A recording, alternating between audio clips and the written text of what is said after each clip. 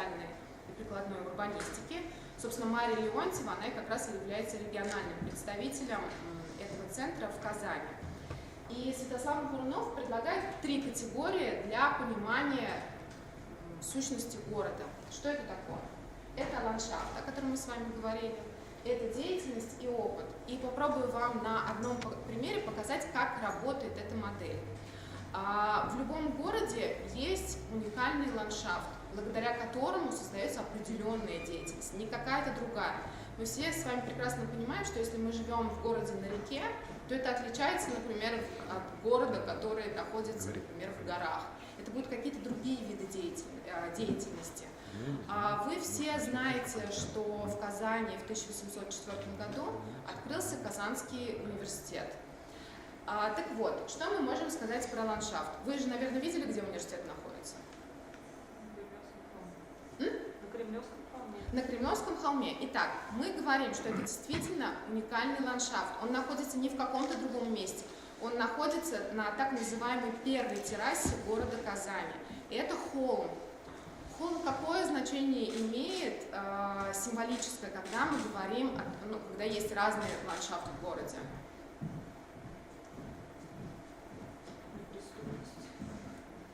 Неприступность, хорошо. Смотрите, да, какие-то важные вещи, вообще сакральный центр, всегда он находится выше, чем какие-то другие. Если мы даже в городе здесь посмотрим, то, например, на первой террасе находится у нас улица Кремлевская. Если вы спускаетесь чуть ниже, находится улица Профсоюзная. И уже совсем, да, на третьей террасе у нас находится, например, улица Баумана. И мы видим, как по-разному представлены эти улицы. И мы, например, сейчас находимся в низине. И мы тоже можем сказать, что эта территория очень сильно отличается от Кремлевского холма и от университета, который там располагается. Какая деятельность появляется в связи с открытием университета? Научно-просветительская деятельность. Еще. Выделяется отдельно класс, я бы так сказала, да, группа людей, которые занимаются интеллектуальным трудом, что до этого было невозможно. И ключевое здесь не просто интеллектуальным, светским, это светское образование, оно не имеет отношения ни к православию, ни к исламу. И следующий, да, какой опыт появляется? Благодаря открытию Казанского университета в 1804 году Казань резко стартанула. Из обычного провинциального города Казань появилась на повестке европейской. Сюда стали приезжать немецкие профессора. И каждый раз, когда мы анализируем события, произошедшие в жизни города, очень важно понимать, какой след это оставило, да, и как это связано, проявляется в ландшафте, в деятельности и в опыте. И в зависимости от того, с чем вы работаете, вы выбираете тот фокус. Я могу сказать, что историки и культурологи, мы, конечно, в большей степени работаем с опытом, потому что нам важно, какие ценности сформировались на этой территории. Сегодня для Казани очень важно быть интеллектуальным центром, и это та ценность, которая, она формируется, конечно же, раньше. Здесь Петр I основал первую цифирную школу, если мы говорим про светское образование. Но вот такой мощный толчок получила именно с открытием Казанского университета. Кого мы видим на улицах города сегодня? Казань очень молодой город. Мы видим очень много студентов. И сегодня это в каком-то смысле является визитной карточкой города. Я предлагаю посмотреть на вашем примере, у нас будет чуть позднее воркшоп. Мы будем смотреть на примере каждого из вас, как это работает. И вот этот один из важных инструментов, который вам может помочь при исследовании идентичности ваших городов. Он называется «Река времени», мне так больше нравится. Кто-то его называет таймлайн. Ключевое – это линия жизни города. Мы берем условную какую-то точку с основания города до сегодняшнего дня. Что здесь важно? Моя душа как историка несколько сомневается в тысячелетней истории Казани, но все равно в любом случае всегда нужно брать какую-то отправную точку, с которой вы будете работать. И здесь мы говорим о том, что все зависит от ваших ресурсов. Если вы можете подключить учеников, например, школ, да, или тех, кто работает в музее и так далее, конечно, чем больше рабочих групп, тем более качественные, более скрупулезные вы сможете сделать это исследование. Но вы должны понимать, что в каждом этом уровне есть разные масштабы. Это какие? Это масштаб семьи, например. История, мы даже понимаем, что история какой-то семьи могла влиять на жизнь города. Это масштаб двора, квартала, масштаб какого-то района, масштаб города, масштаб страны, и это может быть мировой масштаб. Пример приведу очень простой. Есть город Набережные Челны, в котором мы не так давно с Тамгой делали проект застройки. И когда мы исследовали идентичность, можно говорить о том, что есть события, произошедшие на уровне города, а есть которые, как, например, строительство КАМАЗа. Это уже явно не городской масштаб, да? Это масштаб российский и международный. И это очень важно понимать, потому что в каждом из ваших городов есть вот такие разномасштабные события. Исходя из этого, мы посмотрели, какая в этом есть логика. И если вы здесь увидите вот эти лапши, которые туда-сюда, да, идут, то спадают, то восходят вверх или где-то пересекаются, это разные линии жизни, разных опытов, которые есть в Казани. И когда мы... Эта шкала, я могу сказать, что она, конечно, не какая-то объективная, это исследовательская. Мы вместе с Гузалией взяли за точку отсчета какую-то нулевую позицию и стали говорить, что вот это, наверное, выше, чем что-то другое. В любом случае, мы, конечно, часть разнообразия теряем, когда мы пытаемся его описать, но это необходимо как рабочий инструмент. И оказалось, что Казань, независимо от того, в каких социально-экономических условиях Казань живет, кто ею управляет, она всегда себя с определенной точностью воспроизводит. То есть в этом смысле Казани все равно, кто ею управляет в какой-то момент. У каждого города есть своя логика, и вы это увидите, когда вы будете исследовать свои города.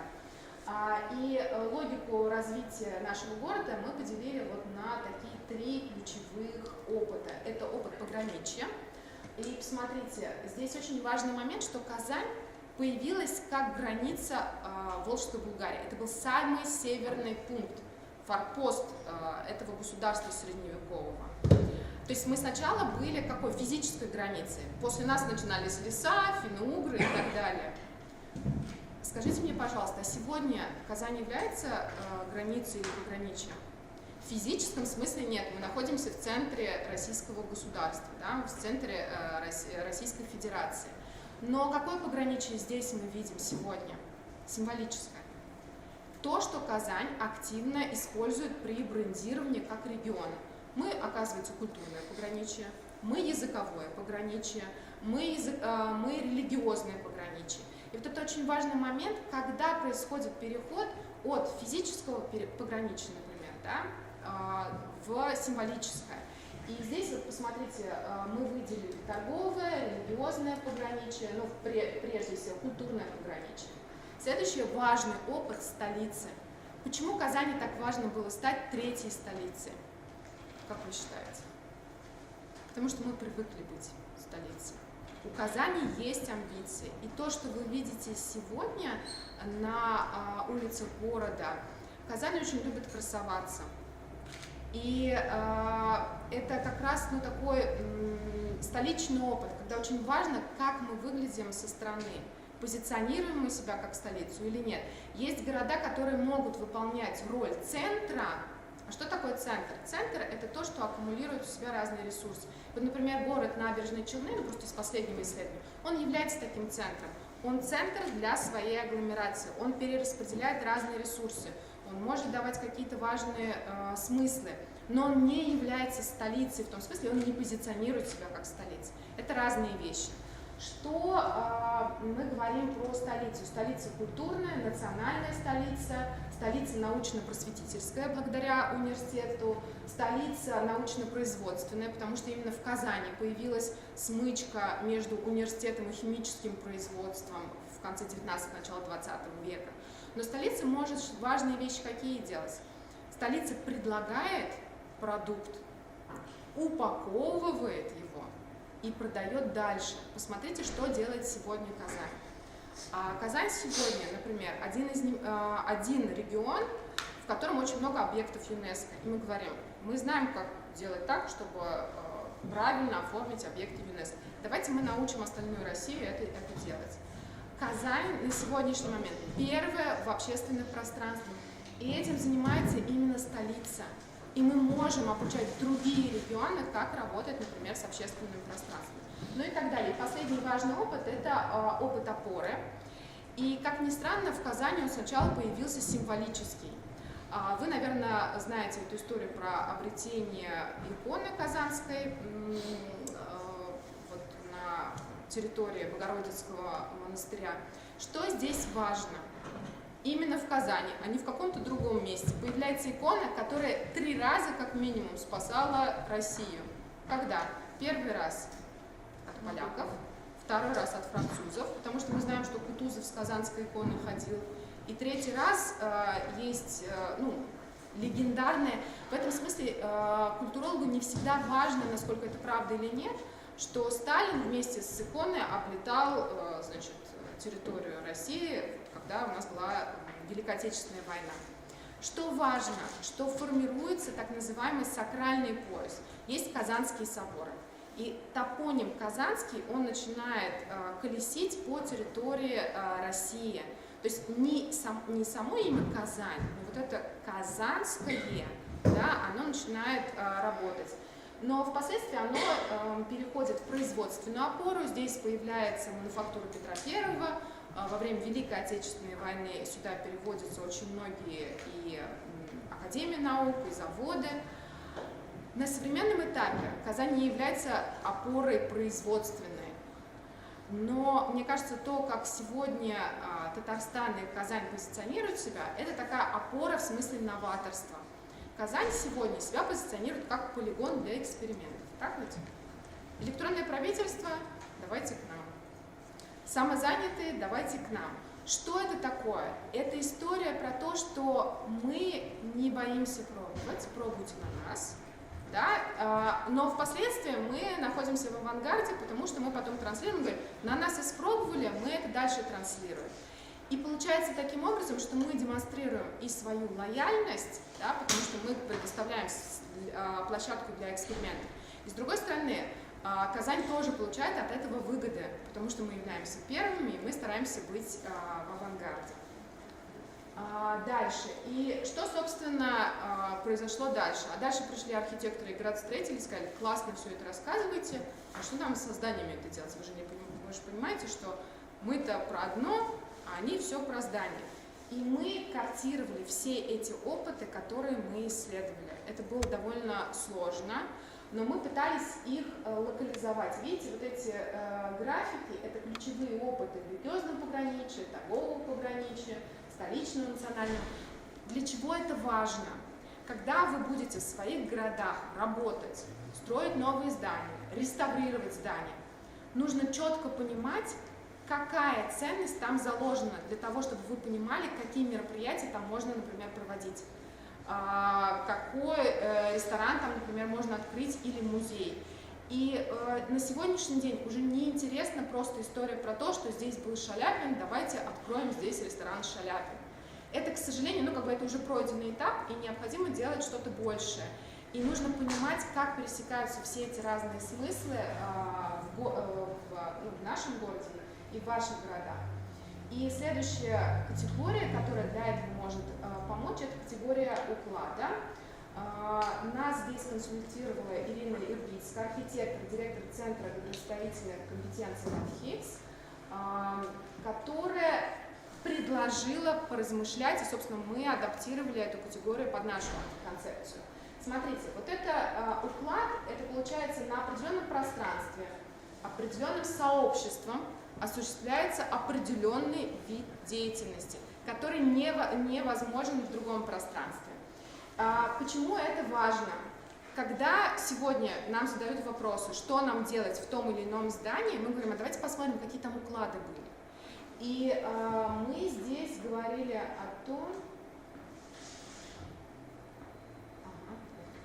И смотрите, какая у нас карта родилась.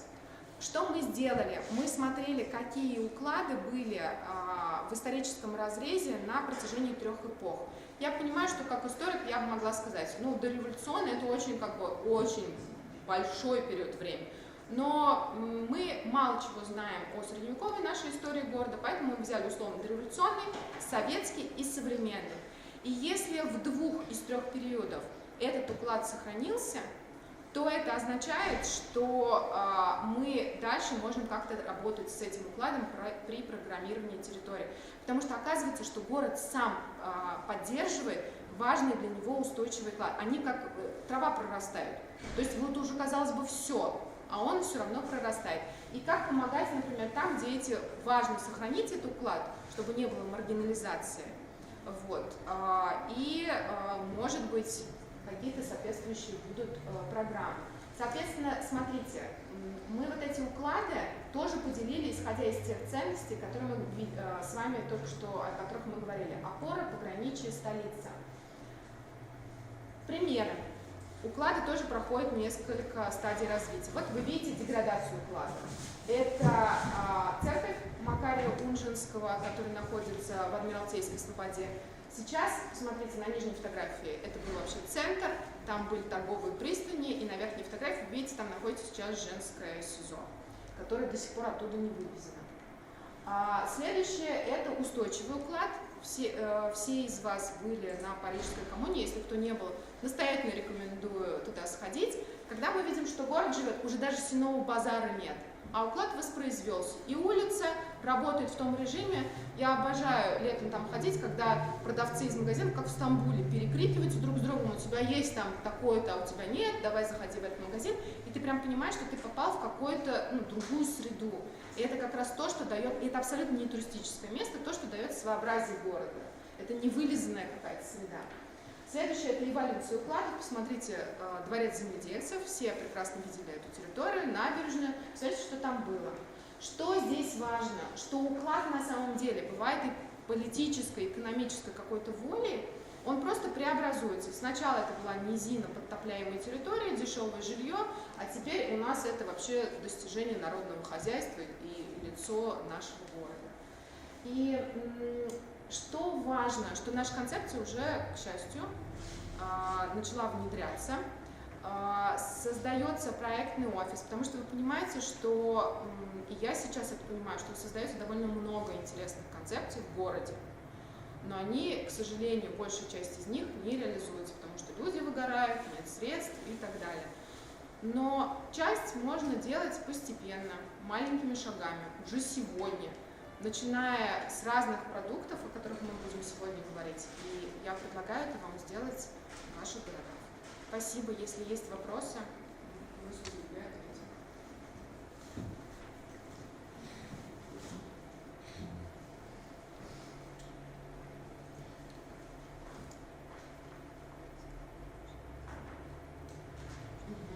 Если пока вопросов нет, может быть, мы тогда расскажем, что у нас сегодня будет, потому что это такая была вводная часть, собственно, с чего началось наше исследование.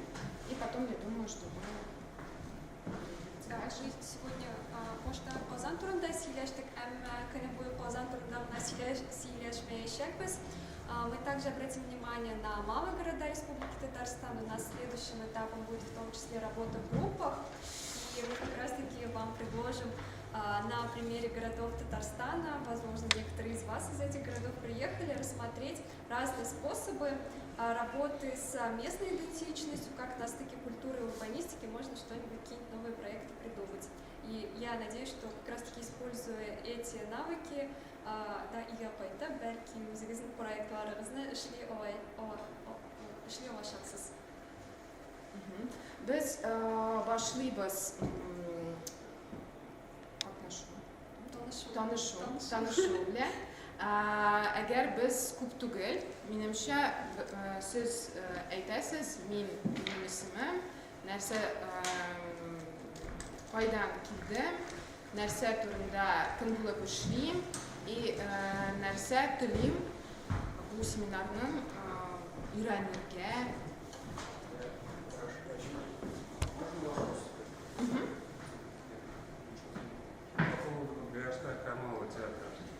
Что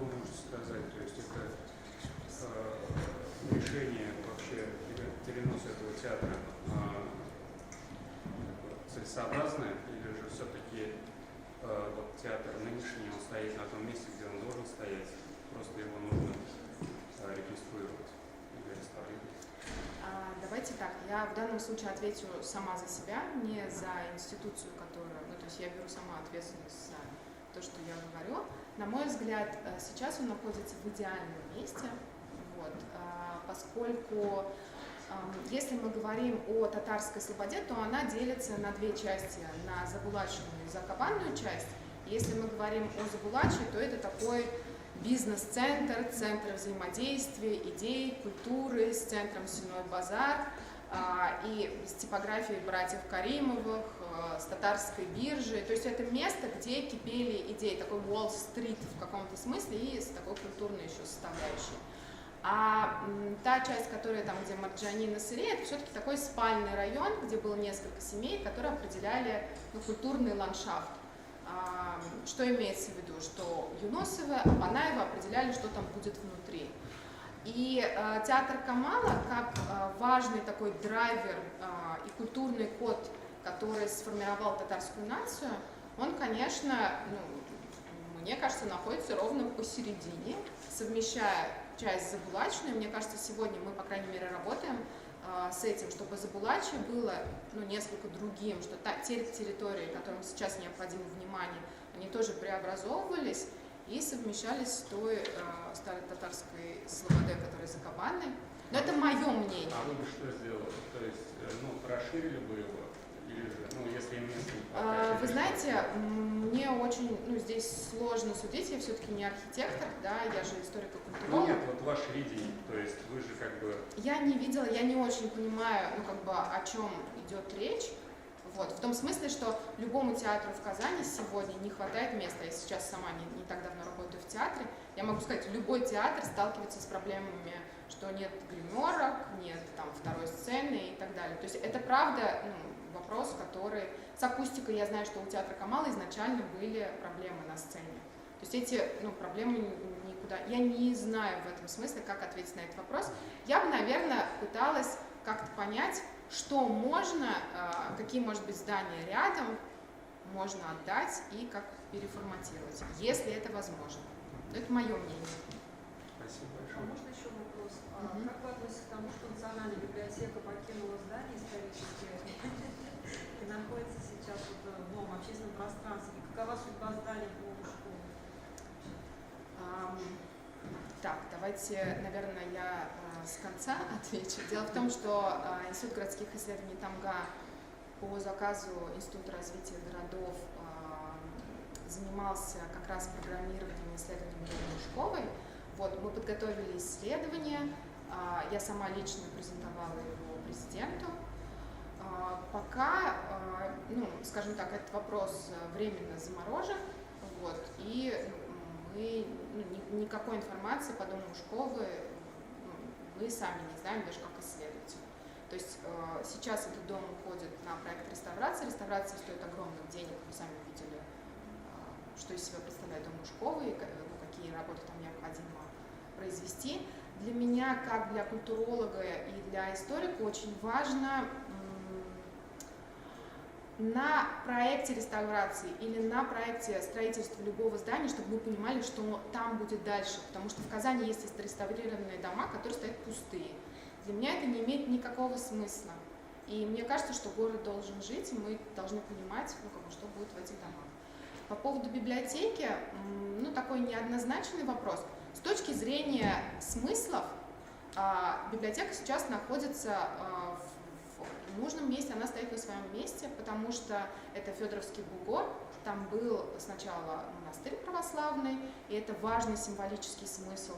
После того, как монастырь взорвали, там на излете советского времени был построен национальный культурный центр, и это тоже символ советский, и в этом смысле для меня он поддерживает, такая есть преемственность сакральных смыслов.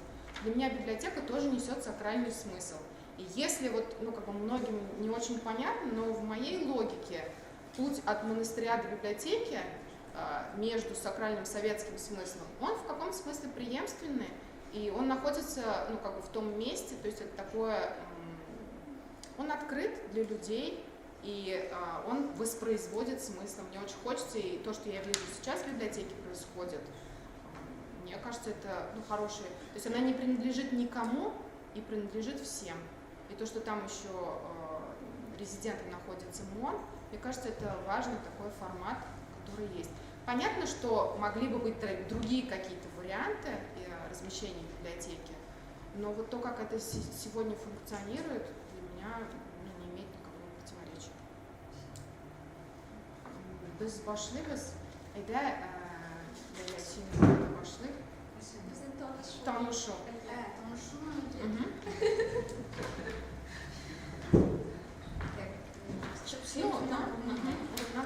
Мен исмим Лейлирон Бахмутова, мен өзім Қозаннан. Бүгін күндеріне мен мында ісіммен білгіш болып ішлейм. Бұл 3 күнні міне университеттер аккаунтын қарап барсаңыз, бұл аккаунтын мен алып барам, реакция жіберген күніміз. Андан соң міне шыннан да мен қазіргі уақытта блогер, активист һәм ісіммен білгіш деп өзімін алып аламын. Менің пляжым. Идеялар бик көп, мен қазір бұл 3 күннен ішіндегі ертеден кешке дейін мұнда отырам, тыңлайым біздің экспертларына һәм һәр бір эксперттің тыңлағаннан соң идеялар туа, һәм кішкене табуға керек бұл идеяларына сіңіріп шымбарлыққа жеткізуге. Рахмет.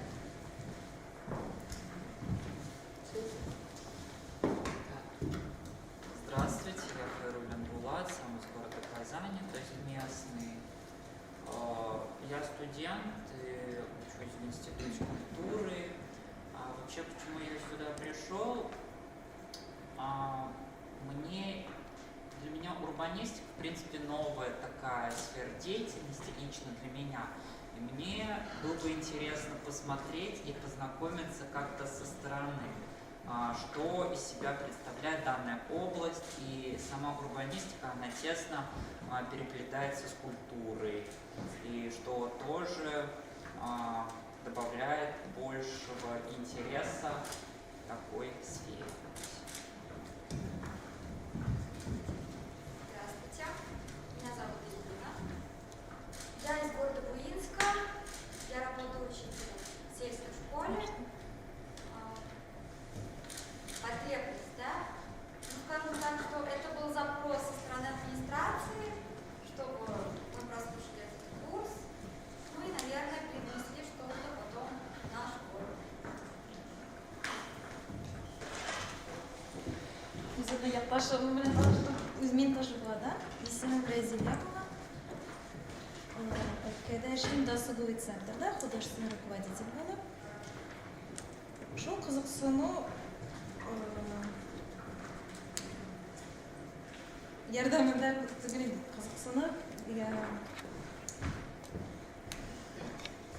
кызыксыну китерде мине шушы чарага. Татарча җиңел генә сөйләшергә тотынгандыра. Ихтыяҗ запрос. Ну, кызык үзем өчен тагын бер кирәкле, файдалы мәгълүмат алу белән өчен килдем. Менің есімім Гүлназ. Мен Көкмараның краеведческий музейінен. Көкмара краеведческий музейден. Мені еш кіші боларақ жіберділер. Мен әлі көптен түгел генә эшли башладым монда. Музейны бик әз кеше посещайтта, яшьләр бик әз. Шуңа күрә ниндидер яңа үзгәреш кертү кирәктер дип уйладык һәм бу форумга килергә уйладым. Шу.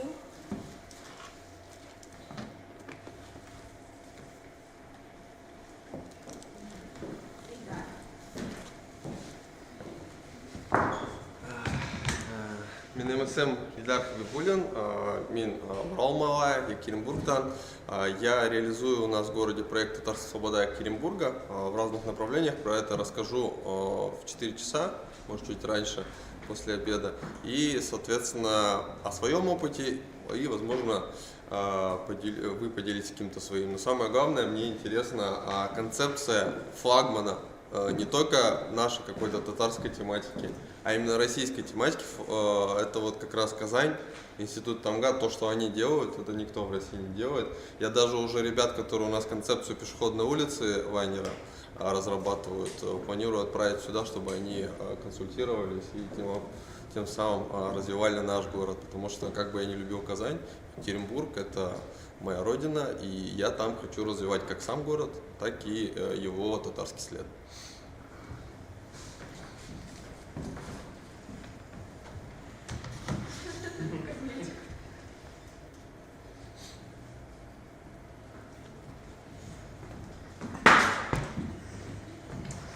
Меня зовут Дарья, я с города Мензелинск.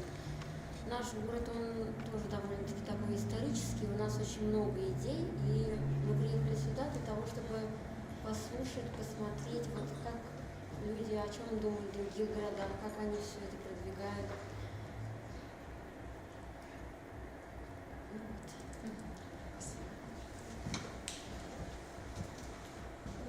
Добрый день, меня зовут Вера Лисаева. Я веду направление по разным сферам деятельности, но сюда меня привело то, что, во-первых, я являюсь экскурсоводом и почетным членом родительского комитета проекта «Культурный дневник школьника». Я слежу за деятельностью вашей организации и несколько раз принимала участие в обсуждениях, в том числе по Дому Ушковой. Вот. Мне интересно, как будет развиваться город, я очень равнодушна к его судьбе, и меня интересует, как привлечь внимание к этой теме юное поколение. Поэтому я с удовольствием хотела бы принять участие в обсуждении. Спасибо, что вы проводите такое мероприятие. Спасибо. Фабрикасы. Пожалуйста.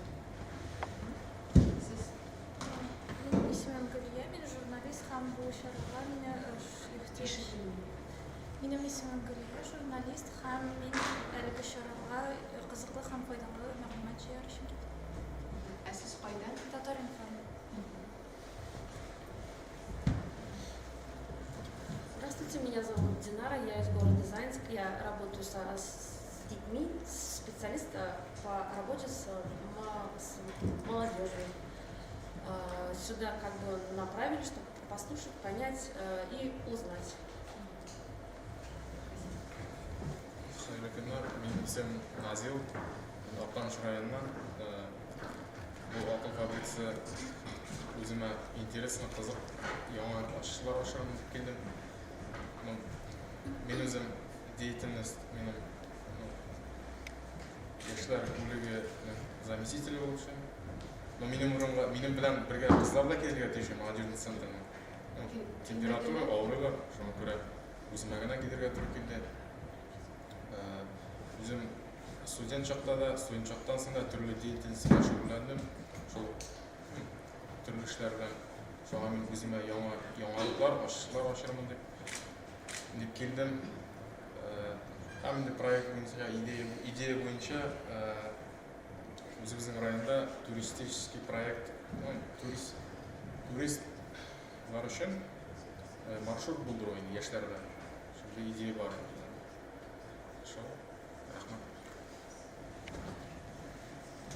Hayırlı günler barınızga da. İsmim Ramile. Baytarlıkla Detiş rayonundan biz, bizim kolegim bilen. Detiş rayon medeniyet metodist болып işleyim. Şulay bizni işten şigerdiler. Bugün 51. güne gün buluğa baramazdan sizden leksiyalardan özüge şulay gerekli məlumat alabızdır. Bek zirafet. Hayırlı günler, ismim Liliya. Мен Дәшевна. Başı Avıl klubunda işleyim. Заведующим болып. Өзіме файдалы мәлімет алышым. Біз бүгін Дәш işleyim.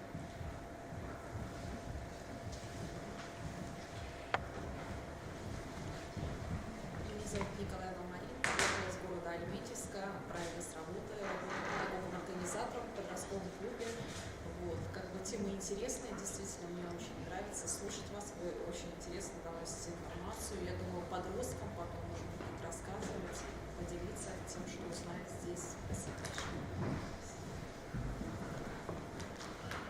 Siz ismim Ayдар, Elmet rayonu Abdurrahman avluuna keldik. Umuman alganda өзім мәдәният белән кызыксынам. Шушы өлкәдә эшлибез, мәдәниятне, сәнгатьне үстерү кысаларында зур эш алып барабыз. Үзем инде читтән торып Казан мәдәният институтында укыйм. Анда алган белемнәрне дә үзебезнең эшебездә кулланабыз. Һәм инде күреп торасыз, бүгенге көндә беренче урында шәһәрләрнең менә шушы мөхитен тагын да байыту кысаларында бик зур эшләр алып баралар безнең түрәләребез, җитәкчеләребез. Һәм менә монда килүнең сәбәбе ул шушы төзелгән биналарны дөрес итеп эшләтү. Менә шуның кысаларында минем инде сезнең ниндидер киңәшләрегезне тыңлап, сезнең ниндидер әйткән фикерләрегезне үзебезнең районымызда кулланасыбыз килә. Менә инде безнең коллегаларыбыз әйтеп китте, китапханәнең урынын күчерүдән аның эчтәлеге үзгәрә. Ул билгеле үзгәрә. Элек мәсәлән, элекке урынында булганда анда халык йөрми иде. Укучысы да, укырга яратмаучы безнең шәһәрдәшләребездә анда бармыйлар иде. Хәзер инде алар китап укымасалар да анда халык агыла. Халык агыла икән, димәк, безнең мәдәниятебез, сәнгатебез һәм әдәбиятебез зур үсешләр кичерелгән, зур ышанычта калабыз. Сез? Siz benim ismim Timur, Tevfik, spor kulturla şug'ullanaman. Aqlga keldim, что o'zimga yangi nazarimlar. Меня зовут Анита, я из города Чебоксары, но сейчас проживаю в Альметьевске. Я студентка Альметьевского государственного нефтяного института, и сюда я приехала по инициативе института, и прежде всего своей, чтобы расширить свой кругозор знаний и познать новую область именно в урбанистике.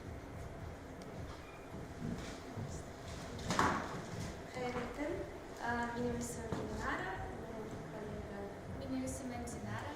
Biz Petreş rayonunun yaşlar üzerinden şu an bizni iş tecrübeler demektiriga bo'ladi, tecrübe toplarına, bilim derecesini kengaytirgan o'skirman. Ular qiziqsinirga nimdir определенный ihtiyacımız yok. Şuna tecrübe ederim.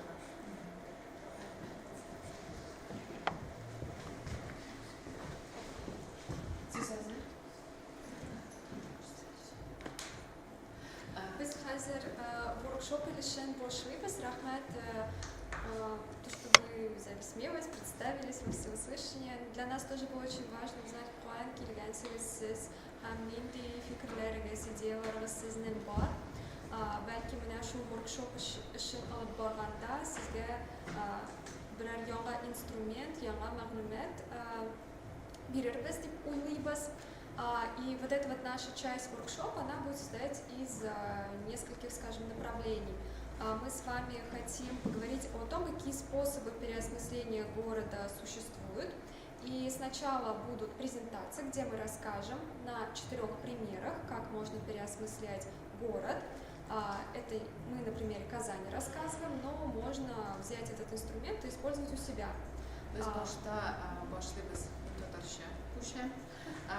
Biz başlayırız muzey Şakşak bilen. Çünkü ул иң популяр булды Россиядә. Бу музей ниндидер хәтер, тарих, мәдәният турында ул эшли, и шундый кызык булды. Алар Алина аның турында сөйли. Тагын без ресторан турында сөйлибез, экскурсия и бер шаралар турында, бер спектакль турында сөйлибез. Алина? Если всем слышно, то можно без микрофона. Сәлем, хөрмәтле Менә исемем Алина, һәм мин Шакшак музеенең җитәкчесе булып эшлим. 2019 елда мин Шакшак музеенда экскурсовод эшлидем, һәм үстем дисәк була. Бу сезгә Татарстандагы беренче һәм единственный рецептура музей. Турында сөйләшәкмен, аның форматы Real Life Life. Асын сорап сөйләрбез сезгә Самарканд. Безнең төп миссия ул татар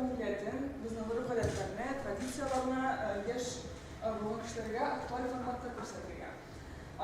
Ну, şimdi көпкіне iştirakçılardan секрет түгел. Hazır biraz üstüne düşen. Çünkü Казанда, в Казани, благодаря универсиаде 2015 года и чемпионату мира по футболу 2018 года вырос такой большой туристический поток, и с ним нужно было как-то справляться. Я знаю, что Казань без этого была очень хороша в туризме, безусловно, но именно эти два мероприятия развили туризм до того, что получилось очень много возможностей для развития.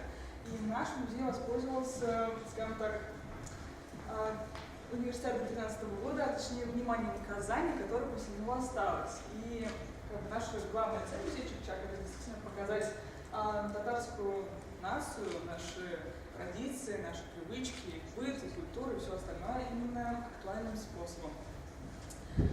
Наша главная суть — это нематериальное наследие, это то, что нельзя потрогать. Ну, многие скажут, что чак-чак, то есть блюдо, это то, что можно потрогать, это то, что можно съесть, но мы базируемся не столь на еде, а на рецепте.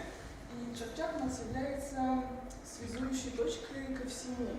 То есть благодаря этому чудесному, я уверена, всеми любимому угощению мы можем показать абсолютно все прекрасное в татарах, включая, естественно, традиции, быт и все остальное. Наша маленькая команда, нас сейчас уже больше. И тут же пригласил рассказать про наш основной формат, то что мы располагаемся в купеческом доме 19 века постройки. И дома у нас нет администраторов, официантов, либо экскурсоводов. У нас везде хозяюшки лавки, хозяюшки чайной, либо хозяюшки самого дома. Я никогда сама была хозяюшкой этого самого дома. Мы обычно принимаем гостей. У нас в доме есть традиция снимать обувь перед входом, так как в любом татарском доме, это безусловно. Да, многие жалуются, но так мы преподносим всю культуру в полной мере. Также мы рассказываем сквозь чак-чак, сквозь рецепт про все, что может существовать у татар. Это включая нашу любимую татарскую слободу, о которой мы упомянули в начале встречи. Это зимой рассказываем про мифологию татар, про то, что было до ислама, про тенгрианство, про язычество. Также мы рассказываем про наши чудесные костюмы, то есть как формировался костюм и что означает узор на том или ином костюме. Ну и про свадебные традиции.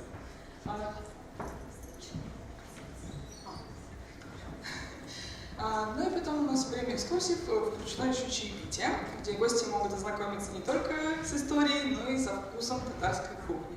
Мы там угощаем их чак-чаком, боусаком и домашней нашей пастилой.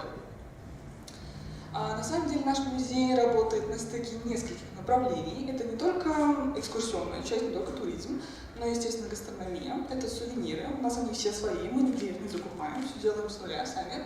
Образование, очевидно, ну и, да, театральная часть тоже присутствует, потому что именно с помощью интересной подачи материала, с помощью интерактивности можно присвоить любовь к той или иной вещи, в нашем случае татарской культуре.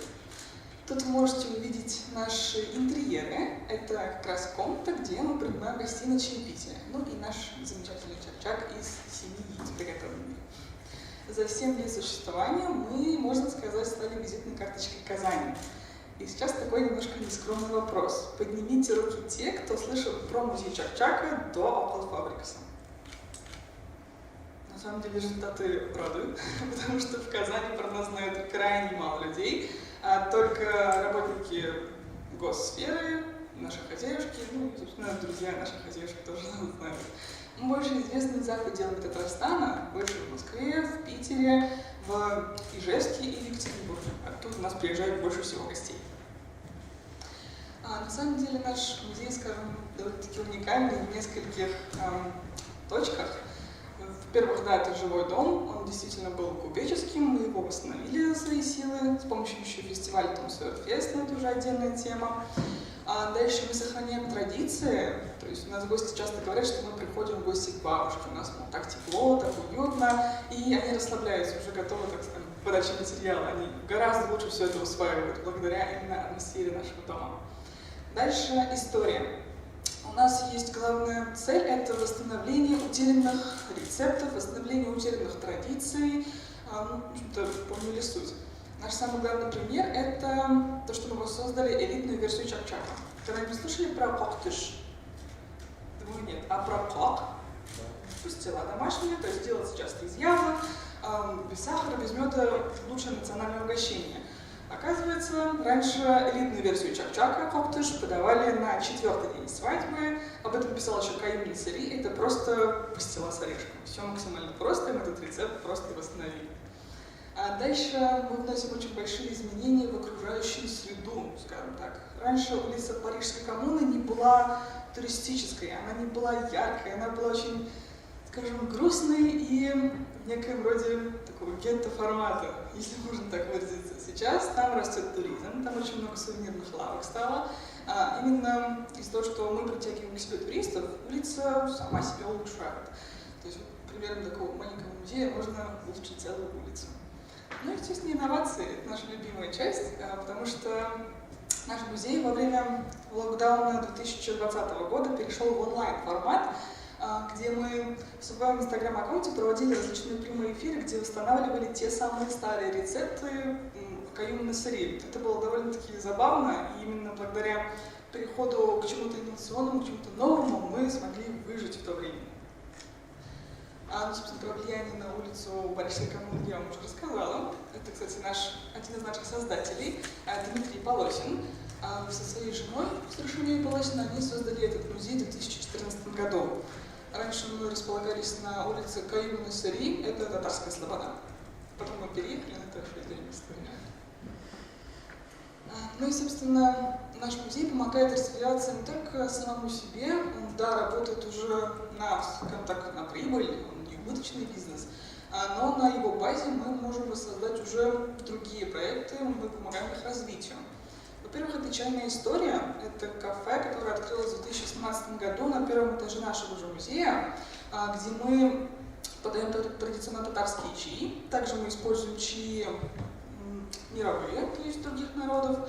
В общем-то, возвращаем такую чаепитейную традицию в Казани, которая некогда была очень популярна в 19-18 веках. Также наш любимый бренд – это Tatar Handmade. Он направлен на восстановление традиций тамбурной вышивки. Я более чем уверена, что половина из вас умеет вышивать тамбуром, но не знает, что это называется вышивкой тамбуром, как это было со мной. Но благодаря Tatar Handmade мы эту традицию возвращаем. И также Tatar Home – это совершенно новый бренд. Он что-то вроде Zara Home или H&M Home, где мы создаем, скажем так, предметы интерьера с татарской идентикой. Минимализм, естественно. Ну, да, про нас говорили очень много СМИ. Совсем недавно, летом, к нам приезжали Познер и Иван Ургант. Об этом писало много кто, и нас тоже об этом много спрашивали, какой там Ургант и так далее. Но мы действительно, оказывается, очень даже знаменитый музей. Очень приятно, когда еще спишь ты в воскресенье, тебе звонят твои друзья и говорят, мол, Алин, показывай тебя по Первому каналу. Это довольно частая, кстати, традиция. Ну и да, наград у нас тоже довольно-таки много, это лишь малая часть из них.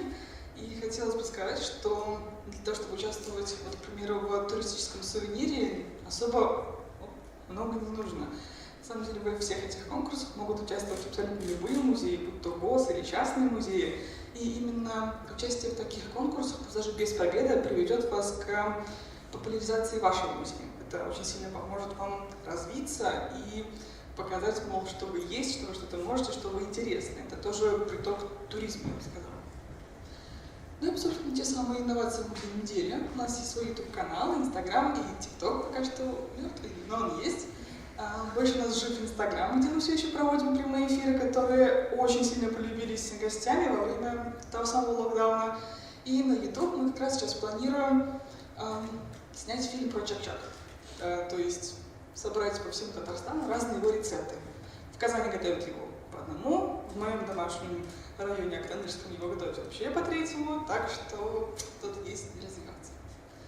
Ну и спасибо вам большое за то, что вы здесь собрались, за то, что меня послушали. И если что, тут наша контактная информация тоже есть, можете подписываться, писать, звонить и так далее. Если у вас есть вопросы, то обязательно задавайте. А вы уже открылись или все до сих пор это выпускают? Да, мы уже открылись. Мы открылись в июне 2020 года. Сначала было очень сложно, потому что не было большого потока туризма. Сами понимаете, ограничения, все дела. Сначала мы принимали по 5 человек всего, потом потихонечку 20, и максимально уже начали принимать 35. Но вот недавняя нерабочая неделя нас немножко тоже ограничила, мы начали принимать по 15 человек на экскурсию. Ну так мы тут работаем. Так, выученный прайс. У нас по выходным взрослый билет стоит 500 рублей, по будням 450. Детские чуть подешевле, выходные 400, будни 350. У нас еще есть льготные билеты по 250. Также у нас в музее проводятся мастер-классы по приготовлению чак-чак, где вы можете прийти с нуля сами приготовить чак-чак. Вас такие же хозяюшки, как я, научат прям действительно работать с тестом, нарезать лапшу, готовить сироп и все прочее. Он в будни стоит 900, в выходные 1000 на человека. А по пушкинской карте работает музей? А? По пушкинской карте музей работает? Нет, мы, к сожалению, либо к счастью, не государственный музей, поэтому это к нам не относится. Мне еще вопрос. Недавно затрагивалось. А вы все-таки будете инициировать внесение в Пушкинскую карту? Потому что многие бы с удовольствием, наверное, пришли подростки и молодежь по Пушкинской карте. На самом деле мы очень за работу по Пушкинской карте, но мы не знаем, как к этому подобраться, то есть как это устроено. И ГБУ очень сложно туда. Ну, есть варианты, по-моему, есть, которые не бюджетники все-таки работают. Нет? Я про такие примеры не знаю. Вроде бы музей Казанской Божьей Матери. Вот городская панорама, например. Они же часто работают, да? Они вроде по Пушкинской есть. По-моему, у нас пока нет Пушкинской. Но мы бы хотели, честно говоря. Да, мы поддержим. Вот. Вопрос второй. До этого затрагивалась тема, то, что у нас есть объекты нематериального культурного наследия. Идет ли какая-то работа по внесению в список ЮНЕСКО рецептов по изготовлению чак-чака, вот список нематериальных объектов ЮНЕСКО? Да, честно говоря, эта работа ведется уже очень давно, она еще ведется с тех пор, как я не работала в музее чак-чака, но люди в ЮНЕСКО как-то не особо рады этому, не особо пока что хотят. Но, возможно, когда мы снимем фильм про чак-чак, это мне не изменится. То есть, когда покажем чак-чак со всей его стороны, то что это действительно не то, что можно просто съесть, а целая культура, через которую можно связаться со всем остальным. Я единственное хотела добавить, что очень интересный формат. День рождения, например, моей дочери мы тоже отмечали в музее Чак-Чак. Это про то, что можно немножко по-другому посмотреть на формат любого заведения, которое есть. И я, как родитель, тоже была рада привести туда свою дочь, ее друзей и родителей, которые познакомились, хотя мы там жители Казани, и я помню, что когда нам рассказывали, они говорили, а у моей Доминики вот так-то. И это тоже интересный момент, когда актуализируешь культуру, и при этом это не происходит в такой методической манере, что... У нас, честно говоря, хозяюшки, бывает такое, что к нам приходят работать экскурсоводы, которые приносят такие забористые, академические экскурсоводы, у которых отточенный текст, и они в неком роде даже скучно рассказывают. Мы их всех переучиваем говорить просто, переучиваем общаться с гостями, создавать какие-то дружественные отношения. И приятная часть нашего музея в том, что все экскурсии, каждую экскурсию мы переделываем именно под гостей. То есть мы сначала знакомимся с ними, уже понятны их отношения к нам, уже понятны их настроение. Вот, допустим, зимой мы стараемся их не нагружать, потому что после тяжелой прогулки в холодную зиму вы еще пришли в теплый дом, да еще вы сняли все, вы уже готовы просто спать. Ну и тут уже приходится экскурсию немножко переделывать. Детские экскурсии – другая часть. Экскурсии для, как так, пожилых – уже третья интересная вещь. Так что, прям, правильно говорится, подметили, у нас все всегда меняется. Но это очень похоже, вы знаете, вот много таких наподобий, например, в Санкт-Петербурге я знаю, что есть такая квартира, где приходишь тоже, там можешь и в душе помыться, как в музее, да, там, и вот кровать лежит, типа вот можно и полежать там вот в таком ракурсе. Это да, правда, точно. В России полно таких музеев, например, самый знаменитый это музей Коломенской пастилы.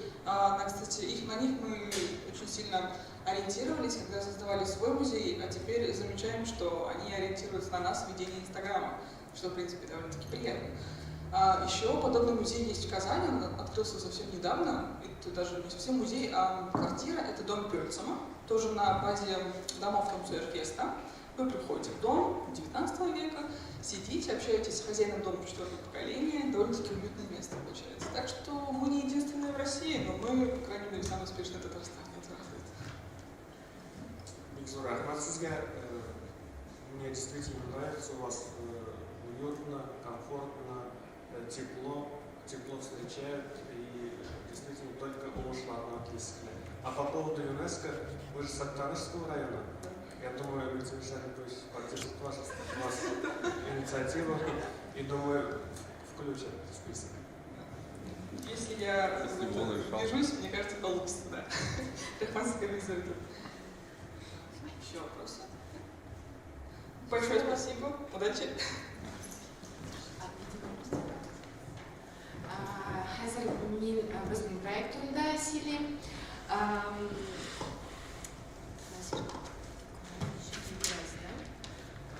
Былтыр Печән базардан безнән сорадылар ниндидер кызык экскурсия ясарга. И мин уйладым татар хатын-кызлар турында сөйләргә.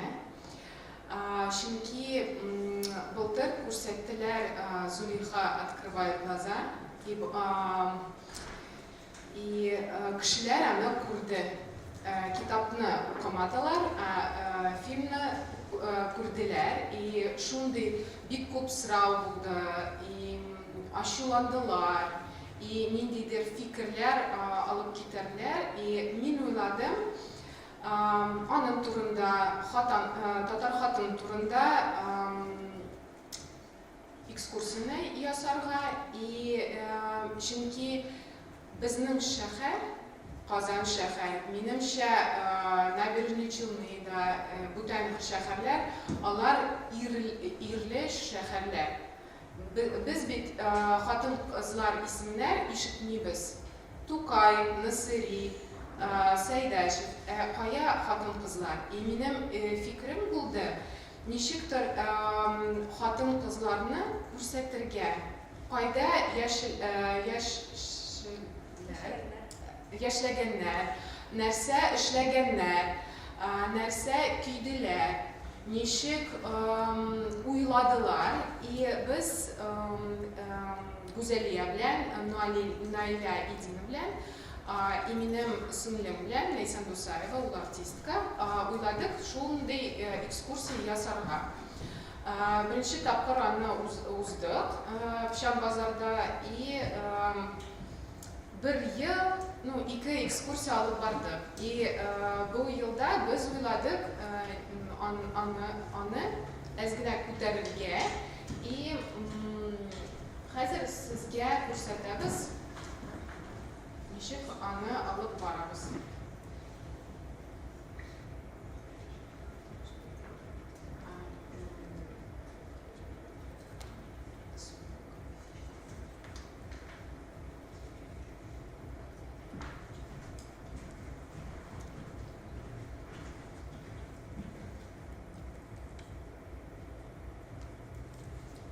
Siz bulmadınız bizden ekskürsiyada.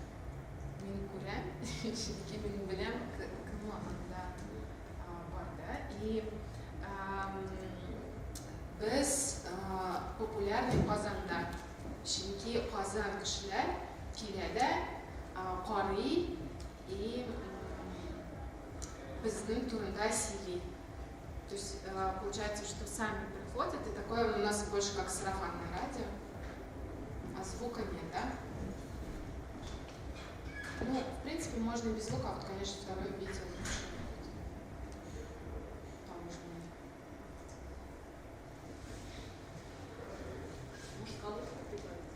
А там, а может быть, из-за того, что микрофон? Нет, нет, из-за того, что мы пробовали без я микрофон выключу. Гузелья, Шлями.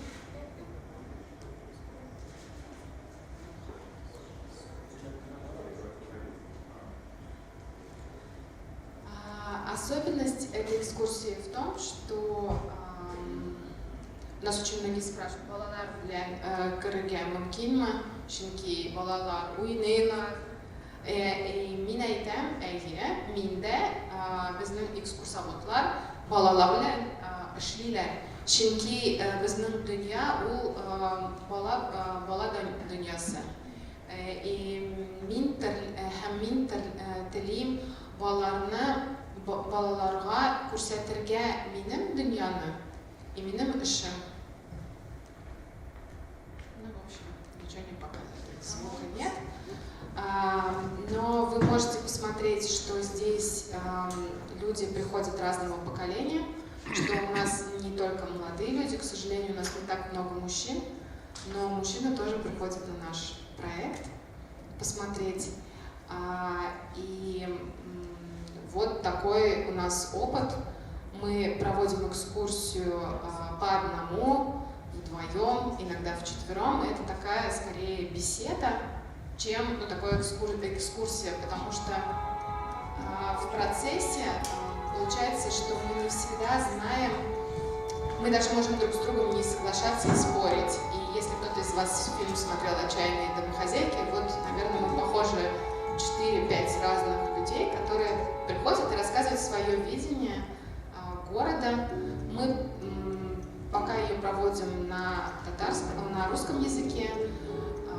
Пока запроса не было, но мы ее можем проводить на английском. Вот я надеюсь, Гузелия белән өйрәнәбез, и аны татарча алып барабыз. Алла бирсә, Алла бирсә. Сез карыйсыз, ул ниндидер ярдәм бирә. Чөнки хатын-кызлар киләләр, күрәләр ничек хатын-кызлар 19 гасырда яшәгәннәр, нәрсә уйладылар, и ул психотерапия кебек була. Ул ниндидер, как вдохновение, что ли, дает, что были женщины, которые ратовали за образование, за культуру, открывали медресе, продвигали себя. И очень многие, которые приходят после нашей экскурсии, то есть я ее воспринимаю не только как такое просветительство, но и вдохновляющее на то, чтобы мы продолжали дальше по-другому видеть город, чтобы вдохновлять людей, которые к нам пришли. И это такая бірінші серия болды. Екінші серия біз Гузалия белән ясадык Азат хатын, Совет хатын турында. И минемчә ул иң зур максат, чөнки төрле урыннар Казанда төрле кешеләр белән бәйли. И минемчә, чөнки Казанда төрле маршрут бар, но все они в одном и том же месте. И все равно в каждом городе есть какие-то, ну вот сейчас в Казани в этом смысле есть необычные маршруты, но, как правило, все-таки это одни и те же люди, одни и те же маршруты, одни и те же тропы. И ну вот то, о чем я говорю, что мне хочется, чтобы каждый период, у нас это будет 3 серии, мы говорили о дореволюционной татарке, о советской татарке и о современной татарке, пока еще людей нет, где это будет и как. Это разные форматы, и принципиально, что это в разных частях города. Я хочу, чтобы каждый дом, каждая местность в нашем городе смогли заявить о себе. Вот такой концепт. И икенче проект турында сөйли. Біз бір спектакль қойдық. Ол Зонг опера променад юл болды. Ол Кайса Юсуф Кургали турында. Она звучит самолетом, который в данный момент пролетает прямо над нами. Она звучит криками детей и зэками, которые кричат из СИЗО каждый раз, когда вы мимо проходите. Она звучит лаем собак. Звуковой ландшафт этой территории, он очень обрывочный и разрывистый. Звук такая же, как наша опера. Вы видели, мы все исполняем без микрофонов, и это не случайно. Для того, чтобы город тоже звучал вместе с вами. Спасибо.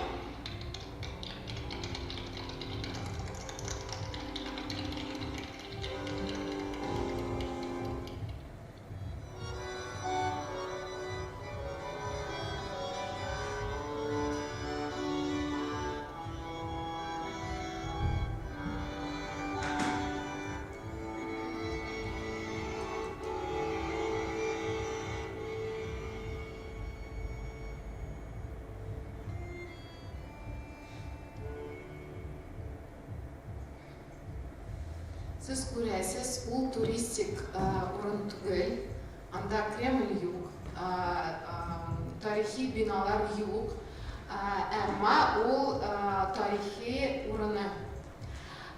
Біз Гүзәлия белән и Мария белән Институт городских исследований Тамга ясадык бер тикшеру Адмиралтейский Слобода турында Бишбалта бистә турында, чөнки анда архитекторлар яңа бина ясатырга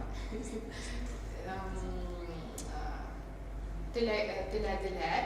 И без историко-культурные исследования ясадык Гүзәлия белән.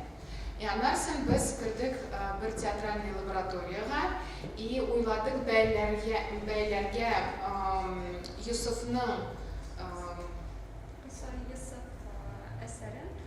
Бишбалта бистәсе белән бәйләргә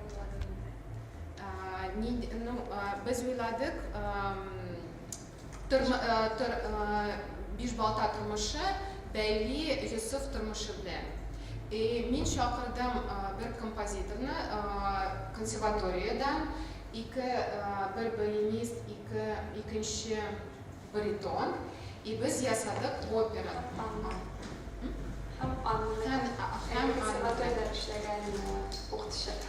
Ул безгә бер либретто булышты язырга, и ул ниндидер, чөнки без анда эшләгән хәттә без уйладык, ул нинди опера кебек булырга тиеш. Потому что звуковой ландшафт, о котором я здесь говорила, мы когда пришли на эту территорию, мы поняли, что это место, оно звучит. И тот спектакль, который мы поставим, он никакой другой не может быть, потому что опера. И каждый раз эта опера необычная, потому что кричат, как вы слышали, как вы видели, я здесь комментировала, заключенные, лают собаки. На последнем показе кричали петухи. И каждый раз, иногда, например, там есть один мужчина, лыжник, он в костюме спортивного цвета татарстанского флага катается на роликовых лыжах. И он иногда во время спектакля просто выезжает, но поскольку мы там были в экспедиции, и сегодня мы покажем, как работать с городом, мы примерно понимаем, что может происходить в этом городе, в этой части города, и мы каждый раз это включаем в спектакль. То есть получается, что то, что вы видите, и сами зрители, они являются частью этого спектакля, и это тоже один из вариантов, как вы можете с городом работать. Это историческая территория, она такая же древняя, как Кремлевский холм, то есть там тоже была средневековая история, и это место, которое сегодня переживает, такой период, скажем так, возрождения. Как вы видите, у нас там остановки были, чтобы было понятно сценарий, помойка 1, помойка 2, помойка 3. Вот, то есть мы не останавливались у каких-то зданий, но это не мешало, и мы создавали такое общее повествование. К нам приезжали казанцы и говорили, мы вообще не знали, что есть такая территория. А кто-то наоборот говорил, что мы знаем, мы начинаем у СИЗО и заканчиваем у кладбища старого мусульманского, часть из которого оказалась затопленной во время запуска Куйбышевского водохранилища. И мне кажется, это очень важный вариант, и мы с нашим первым спектаклем, мы не являемся профессионалами, вошли в лонг-лист «Золотой маски» в этом году. И это говорит о том, что вы можете пробовать, и мин телим сізге умшлар, и сіздің шәһәр белән эшләргә, аны күтәрергә, алып барырга, төрле экскурсиялар ясарга, төрле спектакльләр, төрле рестораннар, кафелар, музейлар. Чөнки ул бик тормыш һәм мәдәният, минемчә, ул да тормыш. Я, показав вот эти проекты, мне хочется, чтобы как-то вы тоже по идеям понимали, что можно сделать в ваших городах. И еще третий проект, он был не инициирован. Может быть, экскурсия турында. Может быть, вопросы какие-то есть? Хочется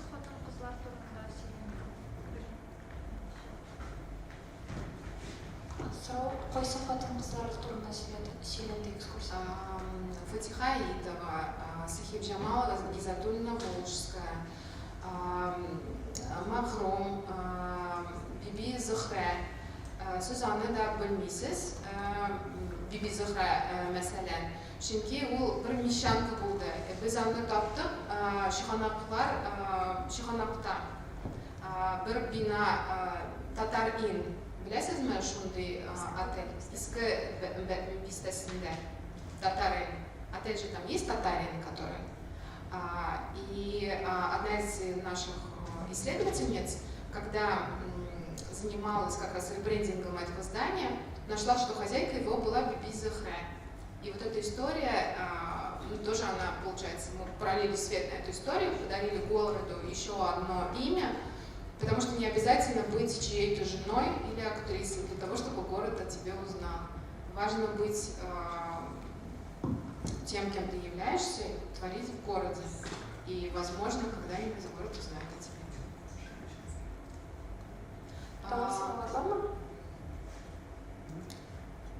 Мен анализын көрсетем сізге қайыр хатын-қызлар.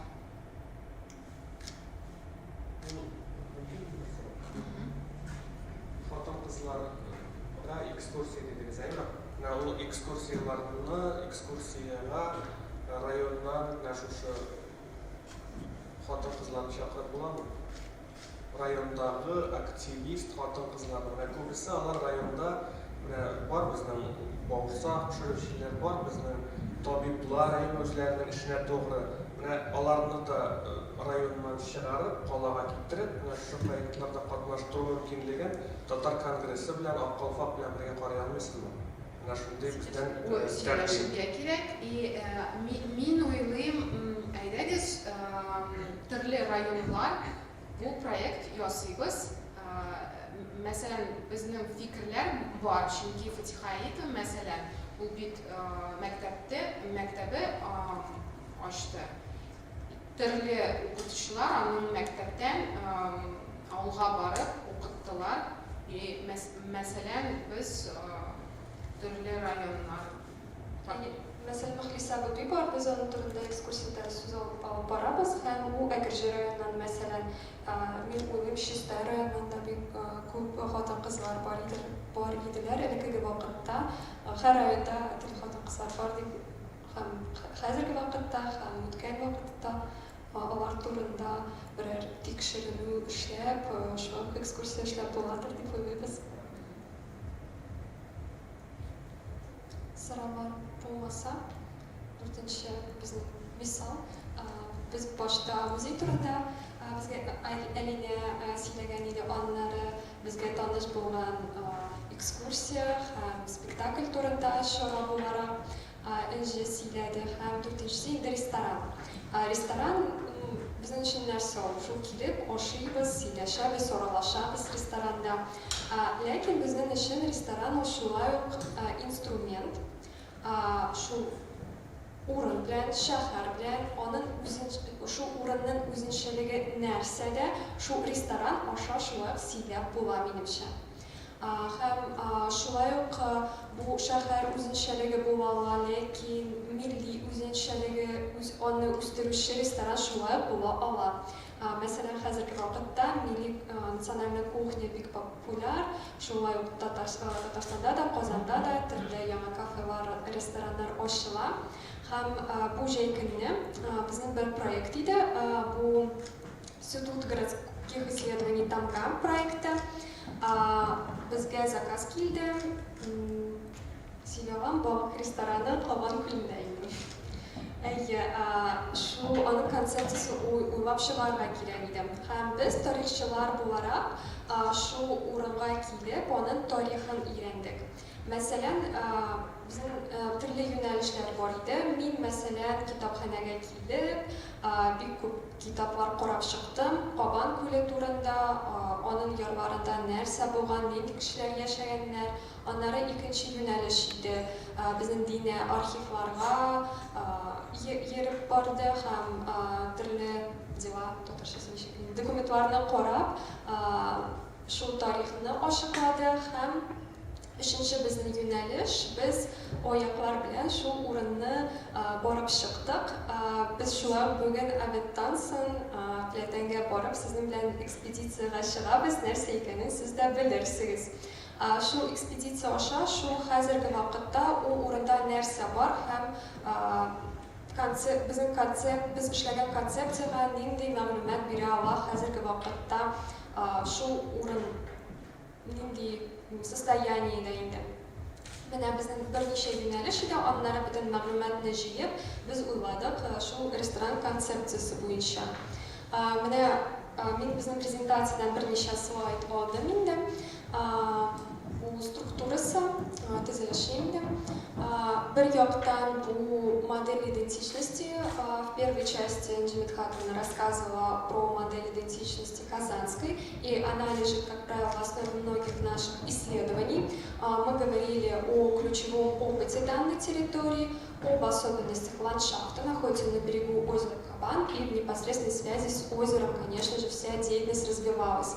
Мы выстроили также реку времени, озеро Нижний Кабан, вакыйгалар елгасы татарчасы булады инде. Төрле вакыйгалар электән шул Кабан күле барлыкка килгән вакыттан башлап хәзерге вакытка кадәр нинди төп вакыйгалар булган дип һәм ул вакыйгалар елгасы безгә нәрсә өчен төп вакыйгаларны билгелибез һәм алар шул җир өчен нәрсә биргән, кешеләр өчен нәрсә биргән дип уйлыйбыз.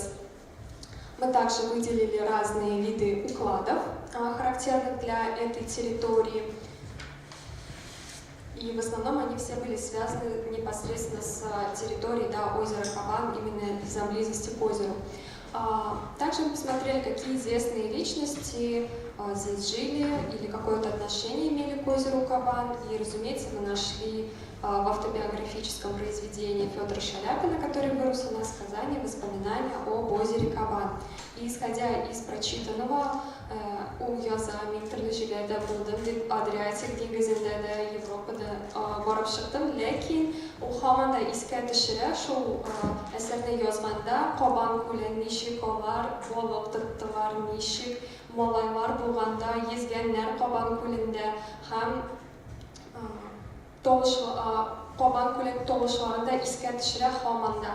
И мы решили, что это же есть дух места. Һәр урынның үз рухы бар. Һәм Шаляпин әсәрендә Кабан күленең рухы тасвирлана минемчә. И мы выделили структуру, из чего состоит дух места, исследуемого нами. Это природа, табигать, су, гаилә һәм аралашу. Һәм шуннан без уйлыйбыз, әлбәттә Шаляпин вакытына кайтып булмый. Хәзерге вакытта Кабан күле икенче инде һәм аның сценарийлары да икенче. Һәм без уйладык, менә бу основа базиска карап, нинди яңа концепция бирә алабыз һәм без уйладык, бу яңа дача. Шулай документларны караганда без таптык, шул ресторан торган урында аның янында гына дачалар булганнар инкыйлабка кадәр. Һәм дөрес бит, дача безнең кая урнаша? Табигать янында, су янында бит еш вакытта һәм шулай гаилә өчен мөһим урын, чөнки аралашалар төрле буыннар һәм шулай ук аралашу да безнең дүртенче элемент монда барлыкка килә. Бу беренче этап, шундый концептуаль этап, без өйрәндек опыт, уклады, дух места һәм икенче өлеш иде конкрет тәкъдимнәр бирергә. Безнең заказчикка шуңа күрә без меню, интерьер буенча төрле тәкъдимнәр бирдек. Шул безнең концепция, идеяны үстергәндә. Һәм менә меню буенча безнең нинди тәкъдимнәр иде? Гербарий, мәсәлән, меню кагазда эшли күп вакытта, шул кагаз эченә бәлки гербарийны куеп була һәм шулай карарга кирәк, Кабан күле буенда нинди чәчәкләр һәм төрле үсемлекләр үсә. Мәгълүмат шуның турында бик күп. Шулай ук без уйладык, дача булгач, свежий сезон сезонные овощи и фрукты нужно использовать. Һәм өченчесе, фәнни тикшерүне алып барганда, без бик күп мәгълүмат таптык. Кабан күле буенча бик күп теплоходлар, пароходлар йөргәннәр, һәм кешеләр үз дача янына яки ял итәргә бакчаларга йөргәннәр. Һәм без уйладык, нишләп шул теплоходларның исемнәрен алып, менюның төрле позицияга исем бирергә дик. Һәм, мәсәлән, дачник, казанец, джигит, шундый исемнәр теплоходларның бар иде. Һәм народный календарь, бу димәк сезон меню, мәсәлән, масленица булган вакытта кыймак пешерергә. Шулай без карадык, шул ресторан урыны янында Кабан мәчете тора. Һәм без шулай ук, менә шуны оныттым, тагын бер безнең эшнең бер өлеше бар иде, бу интервью.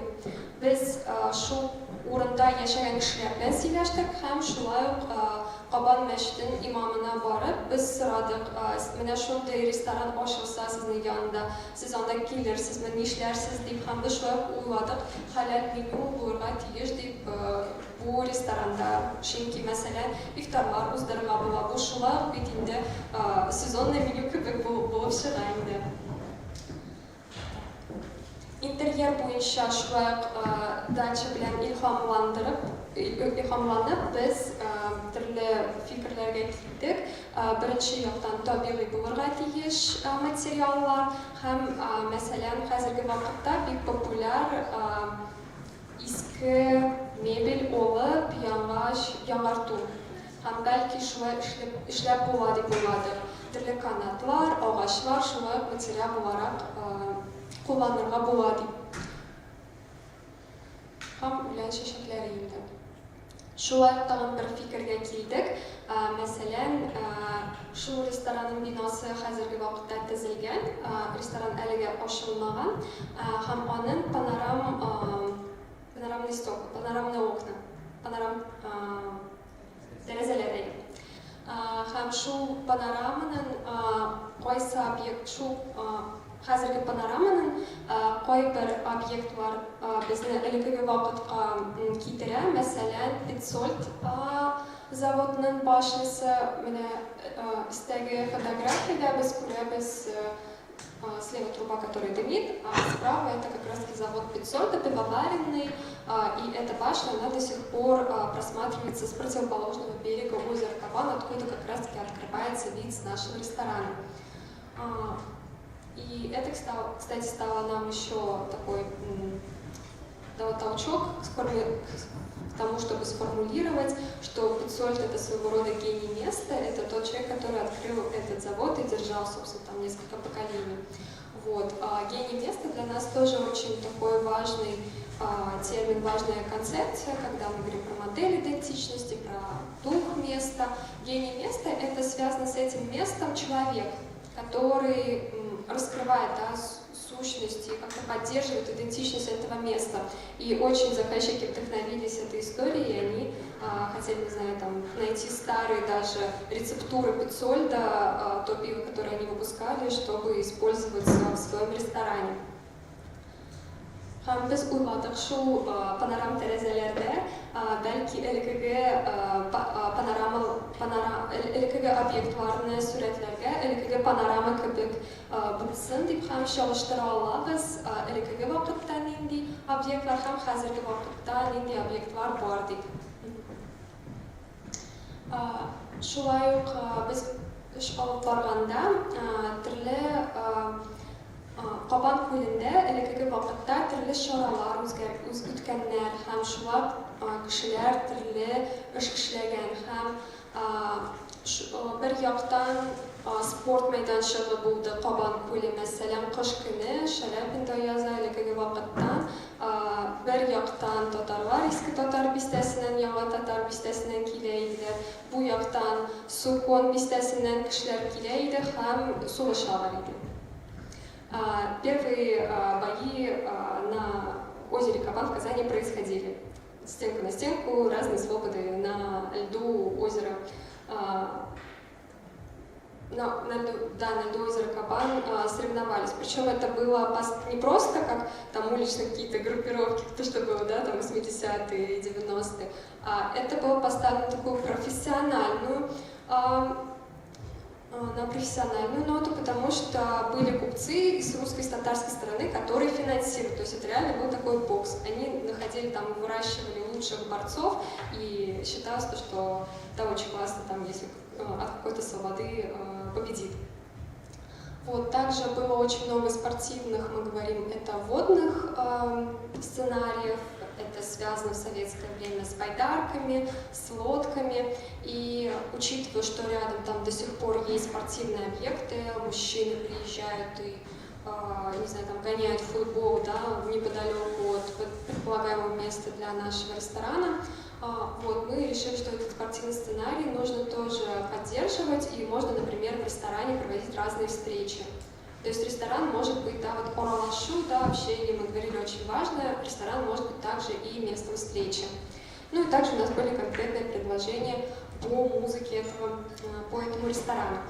Почему, да, вообще мы говорили про ресторан, это может показаться как-то очень нетипично и непонятно, потому что ресторан, да, для нас это место, куда мы приходим поесть, но здесь на примере, я надеюсь, за то небольшое время я смогла раскрыть, как, исследуя дух места, собственно, идентичность этого места, мы можем запрограммировать современный ресторан, и на самом деле это можно делать не только с рестораном, да, это, ну, не обязательно культурный объект должен быть, может быть ресторан или что-то еще. И еще возможно программировать культурные мероприятия внутри.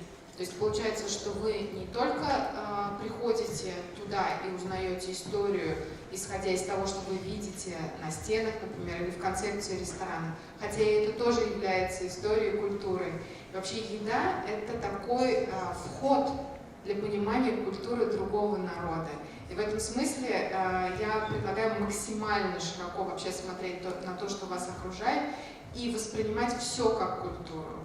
И второе, вы наверняка слышали, что есть и тарихи бранч, и разные мероприятия, которые вы можете проводить в этих же кафе и ресторанах, поддерживая концепцию и дальше продвигая идентичность того места, где существует этот ресторан или вашего города. Сейчас я предлагаю разделиться, наверное, все-таки давайте на 3 группы.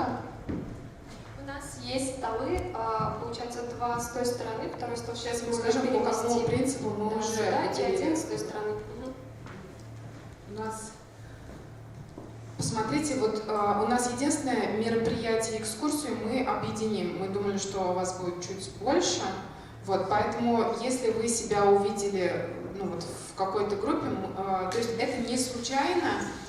Мы думали о том, что, например, почему вот ресторан, туда попал Кукмар, Заинск, Мамадыш и Тетеш,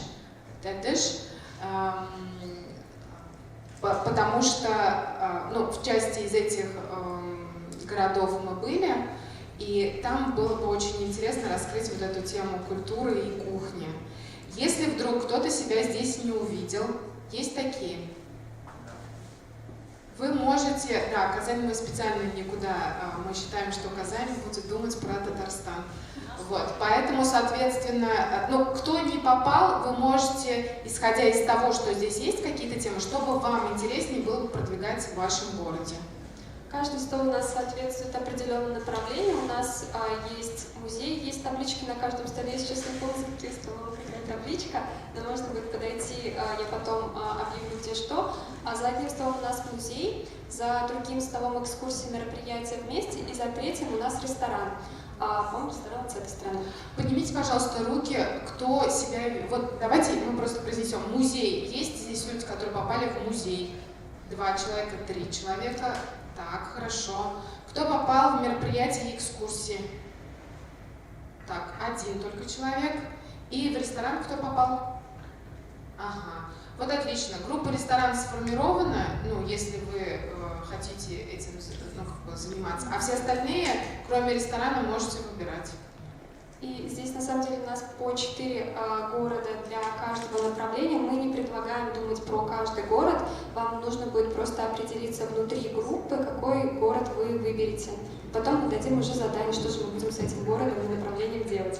Минуту хватит. Давайте мы так. Ну, нас не очень много. Мы просто хотим, чтобы максимально полезно вам было, чтобы мы вам показали, как можно с этим работать. Мы предлагаем сейчас разделиться.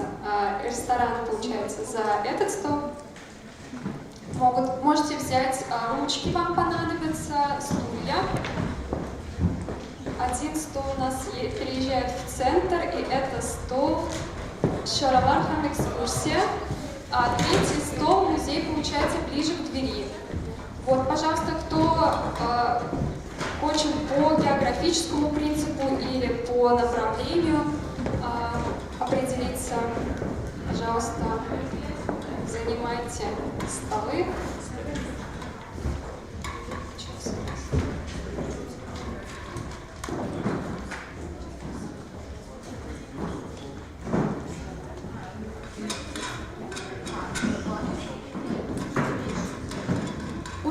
Алыңыз, пожалуйста, на столе отырғышы. Любой вообще стул можете взять. Ресторан, получается, девочки сидят. Все.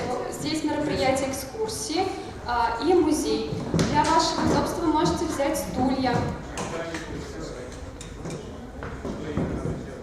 А давайте еще кого-нибудь на ресторан, пожалуйста. Потому что получается, что у нас некоторые группы и на мероприятии, вот одного. Мне кажется, у нас в музее много людей. 2 человека, один из музея, пожалуйста, на мероприятие и один в ресторан.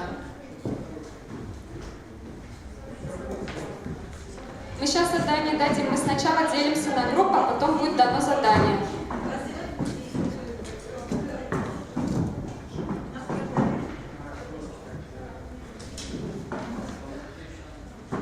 Все определились, все уселись, всем комфортно, всем удобно. И выберите, пожалуйста, место. 3 минуты дадим на выбор места. Как 1 минуту? Пожалуйста, определитесь, в каком городе вы будете проектировать. Вот у нас список, да, музей, например, Папас, Буай, Наполис, Ленина, Кокушкина. Пожалуйста, музей из этого списка выберите один объект, с которым вы хотите поработать, придумать новый проект. Экскурсии и мероприятия, у вас тут вообще выбор из 8 объектов. Не знаю, как вы будете договариваться. Ресторан тоже из 4, не знаю, вам видно, Хухмара, Зарима, Малыш, Татеш, Персунсуай, Вапал, Ракирек. Договоритесь между собой, пожалуйста, какой один город вы выберете, и через минуту мы вас спросим, какие у вас города.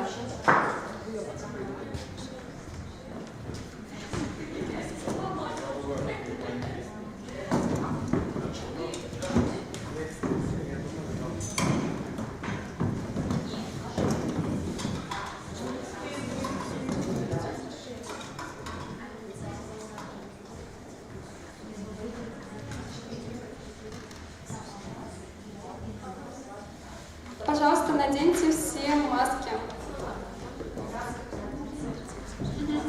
Ненадолго, чтобы мы могли контекст. Да, чтобы сам потребнадзор по итогу мероприятия нас не оштрафовал, пожалуйста, наденьте маски.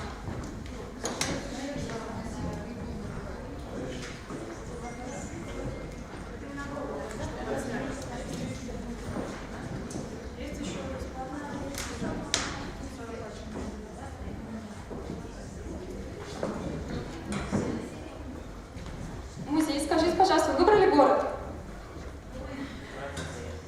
Что?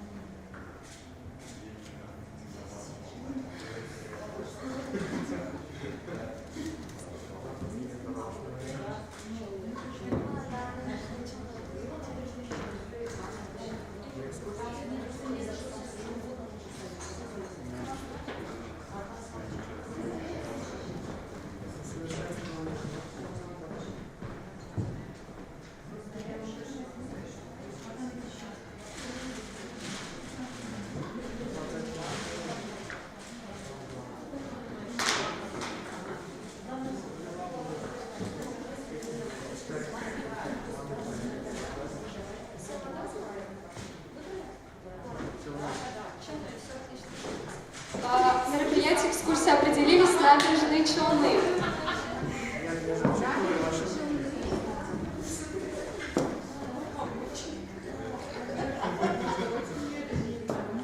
У нас ресторан будет в Татыш, экскурсии Шоралар Шорлада.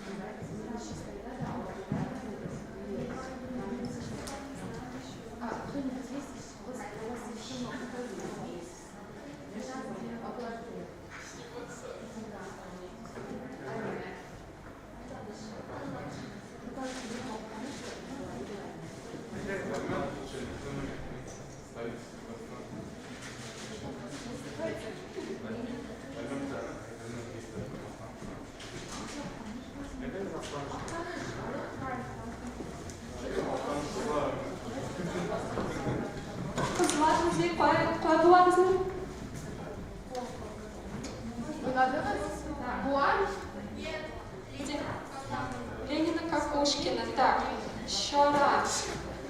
Эльмет или Оптаныш? Оптаныш? Там ресторан Татыште. Bizning struktura var, ham shu struktura bo'yicha hozir birimlar bo'ladi. Siz ko'rasizmi bizning prezentatsiyani? Restoran sizga ko'rinadimi? Muzey.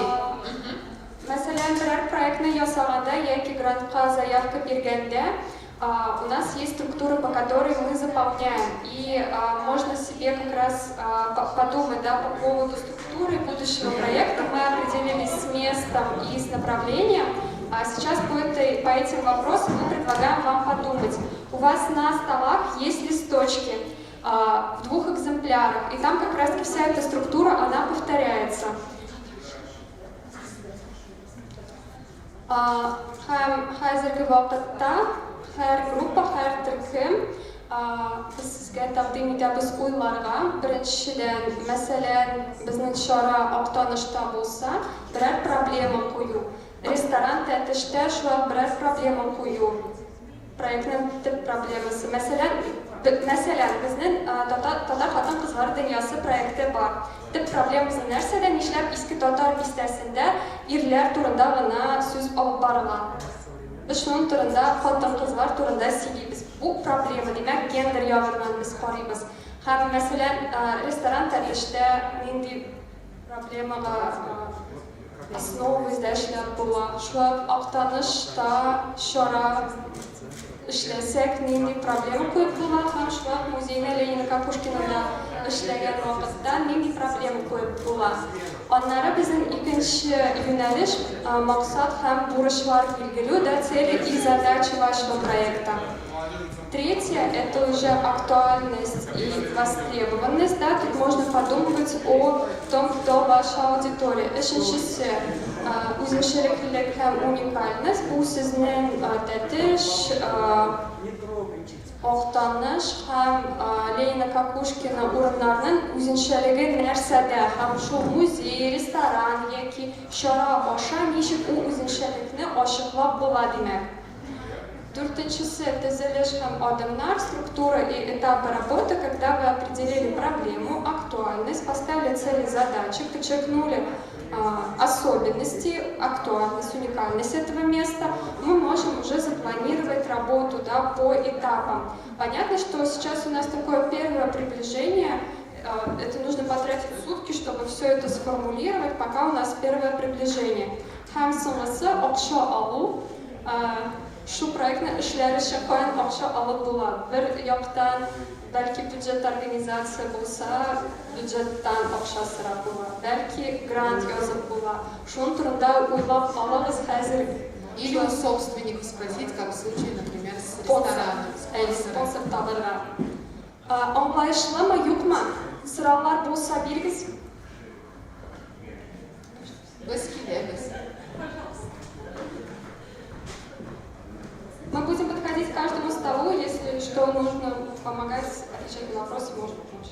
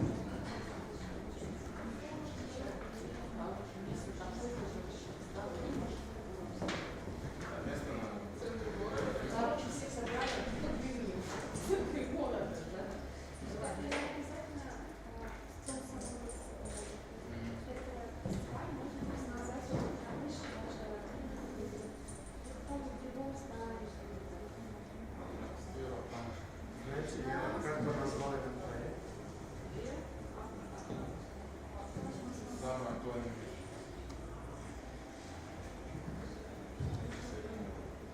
Знаете, Алтан, этот проект надо назвать «Шаг к счастью». Почему шаг к счастью? Потому что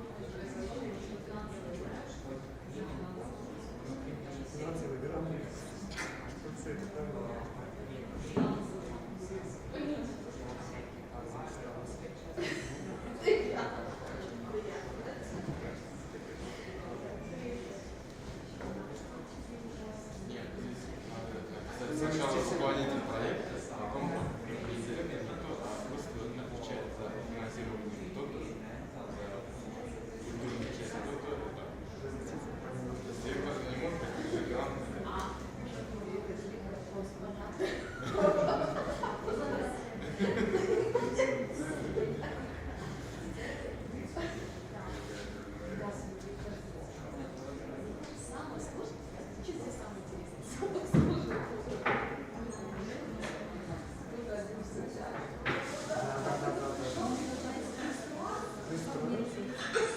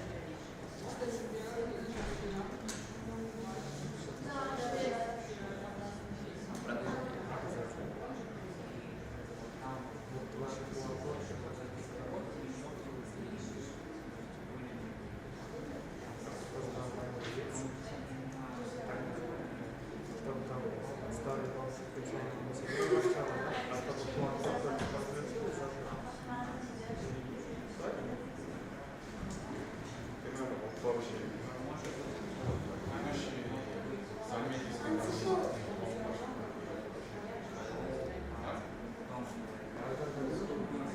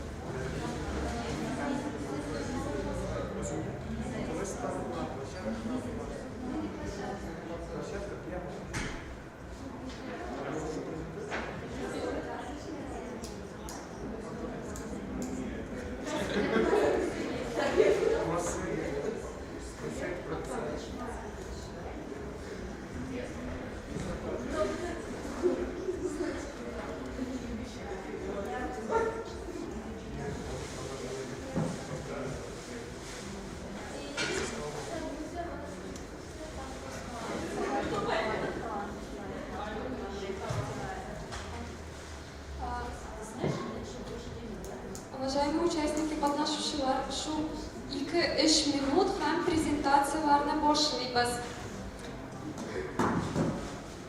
5 минут биреләчәк һәр төркемгә. Әзерләнегез, зинһар. Берничә кешене сайлап була, кем презентация ясый. Сорауларыбыз булса, чакырыгыз. 2-3 минут кала.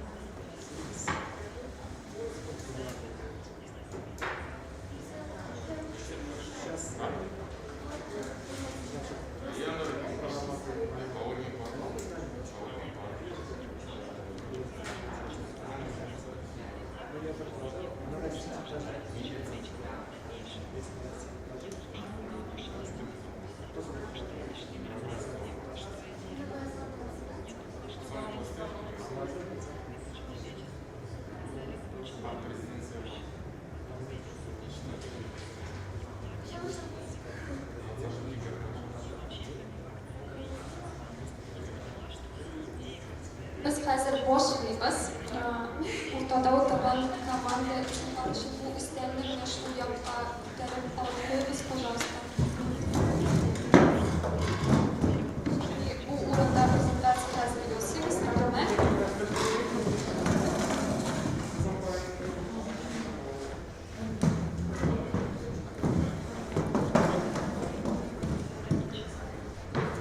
Adeta hədlə 15 minut qaldı. 5 minut hər проект işinə veririz. Мы каждому проекту дадим по 5 минут, чтобы нам успеть на обед всем. Все слышат, да? Все закончили работу.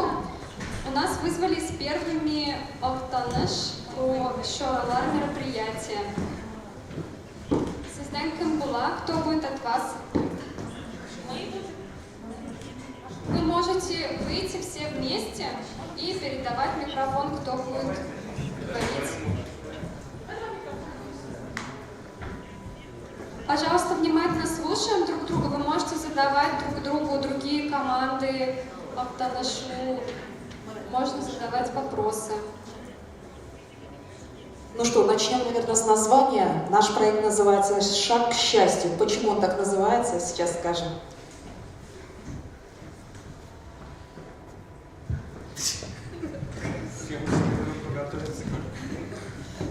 Шаг к счастью не просто так. Так как Актанышский район, я уже не раз отмечал, да, что біздің бірінші президентіміз бүгінгі күнде президентінің пікірдәші Ментимир Шарипович Шаймиевның туған яклары Актаныш, соңа күрә бүгінгі күнде ол зор грандиоз проектлар белән янып яши.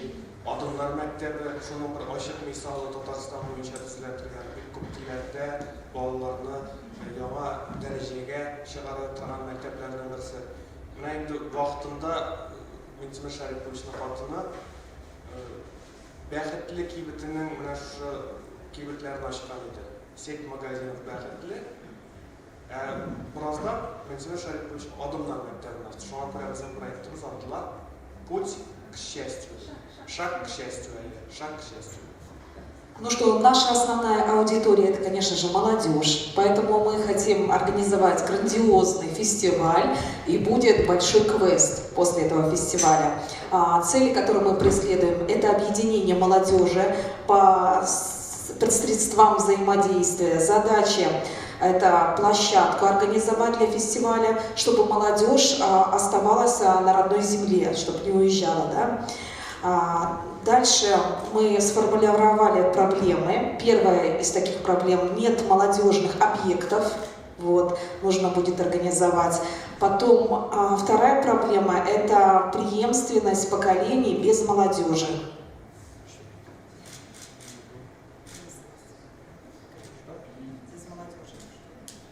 Да, преемственность поколений без молодежи. То есть на сегодняшний день в Актанышском районе, да, есть все. Мы называем столицей Республики Татарстан это Казань, а столица татар это Актанышский район, так как 98% татар проживает. Есть все, есть история, есть музей, даже памятник баянисту поставили, да? То есть это культурный район, где, значит, возрождают культуру, традиции и так далее. Но вот так как в группе у нас сидели, значит, представители с Актанышского района, которые выросли, которые знают проблемы этой местности, они озвучили то, что не хватает, значит, вот, молодежных проектов, не хватает молодежной площадки, чтобы собираться. Современные сейчас вот, общественные центры есть. Вот мы сегодня находимся в грандиозной молодежной площадке «Смена», да? Это действительно, я привез из Альметьевска ученика Тимура Мутагинова. Он сначала удивился, а потом ему вот эта вот атмосфера понравилась. И говорит то, что и в сельской местности вот такие атмосферные места должны быть, и чтобы такие площадки тоже строились.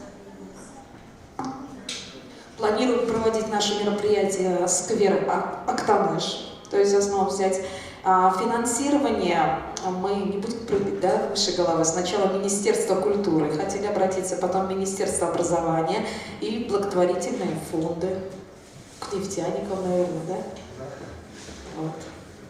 Как-то так. Sıralar bolsa, қолына көтеріңіз һәм мен келермен микрофондан алып келем. Актанышқа сұралар бар ма?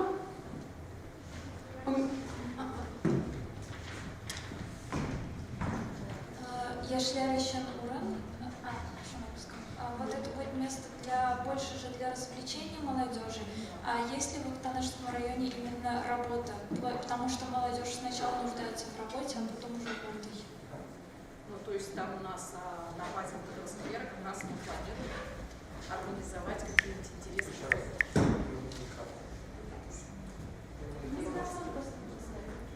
Ну да, конечно, будут рабочие места, то есть мы будем привлекать не только волонтеров, но и как бы будем нуждаться в подростках, которые будет тоже привлекать к работе. Я знаю, что очень много талантливой молодежи. Так как у нас будут фестивали на постоянной основе, мы бы хотели и вокальные данные, и танцевальные коллективы будем приглашать, и взаимодействовать с молодежью не только как зрителями, будем приглашать, но и будут участвовать в нашем фестивале. Например, мы ищем таланты, организуем для начала. Вот. Да, вот эти вот новые моменты, то есть благоустроенный новый участок, новая площадка, то есть нужно будет обратиться, конечно же, составить какой-то проект, да, вот Наталья Фишман занимается проектно шляп, наш проект салонында шляп, наш ушундай мүмкинликлер тудырса, ол енді әлбәттә эш орыннары була, яңа эш орыннары. Үзебезнең район буенча мен пример әйтеп китәм, татарчасын чыгыларны, примерно мисал итеп әйтәм, чтобы всем было понятно. Вот Альметьевский район, самое благоустроенное село в Альметьевском районе, это село Абдрахманово, где я работаю директором Дома культуры, и за последние 7 лет было очень грандиозное изменение. То есть построили спорткомплекс, бассейн, на сегодняшний день строят многофункциональный музей, ледовый дворец, спортивные площадки. Вот сперва, значит, тоже задумывались, как все это содержать. Но раз они построили, раз все это есть, условия созданы, значит и рабочие места появляются. Поэтому вот в основе этого проекта лежит то, чтобы молодежь оставалась на селе и молодежь оставалась в районе.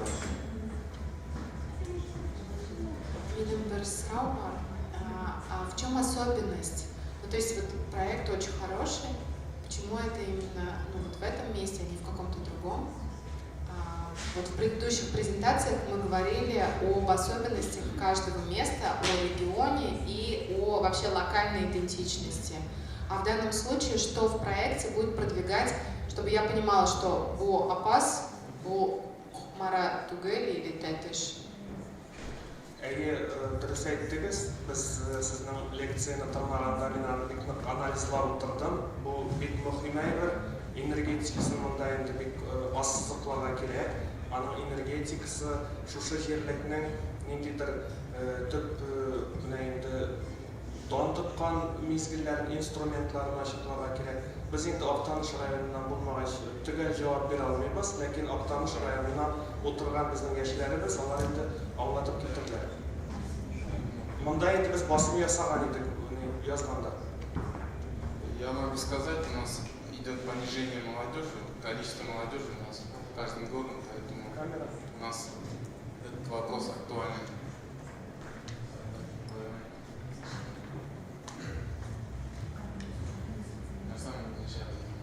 Мында урыннар турында сез барганда сулыклар, ак буйлар турында кайсы урында шушы площадканы булдыру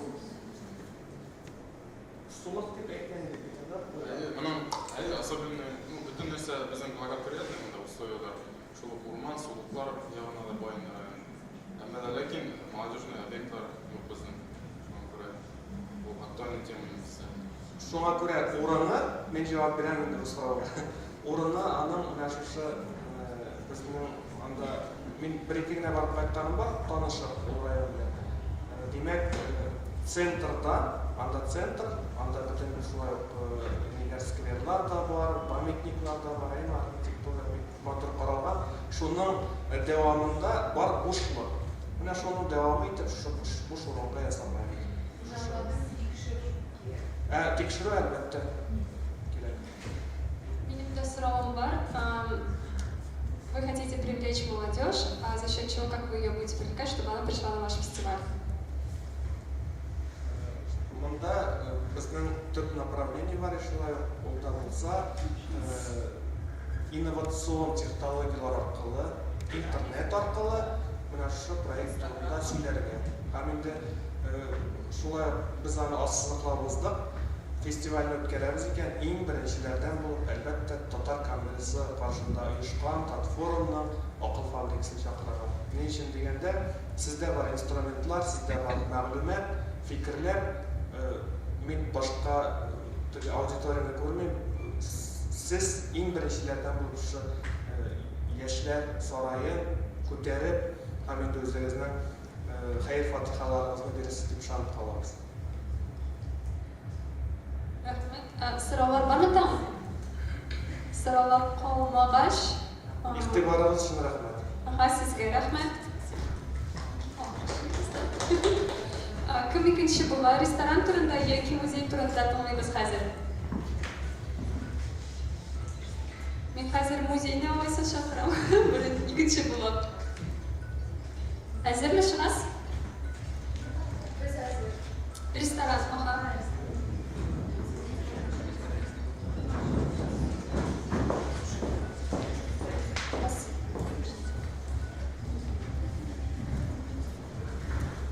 Қалғандарыбыз біз сұрауларына әзірлейбіз. Ресторанны біз Көкмара районында шығарладық. Проблема енді бізде туристический поток. Мақсатлар һәм бурычлар шул туристический потокны күбәйтү. Первое – выделение объектов, партнеры, финансирование, упаковка продукта. Задачалар – сохранность человеческого ресурса, раскрытие идентичности местности, развитие креативных индустрий. То ваша аудитория – это жители Кукмара и гости, туристы. Уникальность үзенчәлекләр – это первое валенки. У нас есть валено-войлочная фабрика, кукмарская посуда, которая известная по всему миру. Это ландшафтный Красный каньон и кукмарский диалект. Особенности Кукмара – это история валенок. Я думаю, можно сделать показ мод в Кукмаре. Целешлях һәм адымнар. Первое – это выделение объектов, это историко-культурные исследования. Найти партнеров, например, то же самое валено-войлочная фабрика, мне кажется, подключится. Можно подключить различные фонды.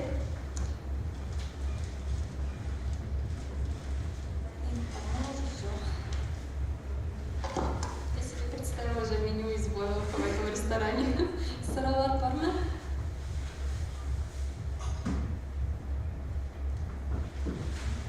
Видимо, вопросов нет. Хорошо. Я хотела тогда спросить, вы говорили как-то отдельно про уникальность места, и у нас все-таки стоит ресторан. Как вы себе представляете, в ресторане можно проявить уникальность Кукмар? Можно сделать выставку какую-нибудь в ресторане.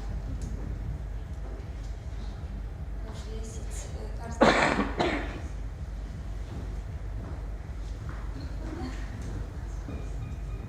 Собственно, у меня идеи как раз и были, что в интерьере можно использовать материалы, чем славен Кукмар. Вот, мне кажется, это интересно. И найти мы все спрашивали, допытывались, сидели, и вот, например, про тетиш мы понимаем, что балах машарма, да, или купеческая кухня. И мы думали, что же может быть уникального в Кукмаре, это как раз для этого нужны исследования. Здесь очень важный момент, мне кажется, который для всех присутствующих вот здесь, разных групп, важен. Сезонность. Например, в Тетюшах нет проблем с туристами летом. Там очень много туристов, но их нет зимой. А в Кукмаре, например, все туристы зимой, их нет летом. И мы как раз, когда обсуждали за столом, я, может быть, здесь предлагаю всем просто тоже подумать, что, например, в каньон лета могут приезжать, партнерами могут стать те люди, которые, например, занимаются экстремальными видами спорта. А когда мы понимаем, что есть какой-то сезон между, то можно устроить, например, показ мод из войлока, да, потому что там шьют не только валенки, но и пальто, ну а мы, например, не знаем, мы в основном это экспортируем.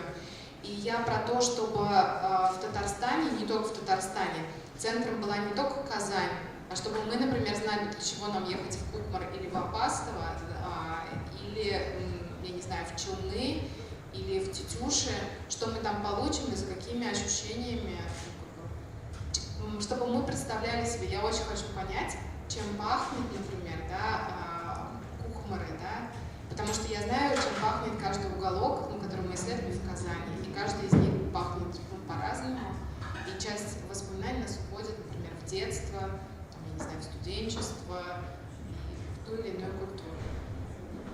Может быть, кто-то еще? Сұраулар? Жоқ. Рахмет. Үшінші түркім. Сізді шақырам.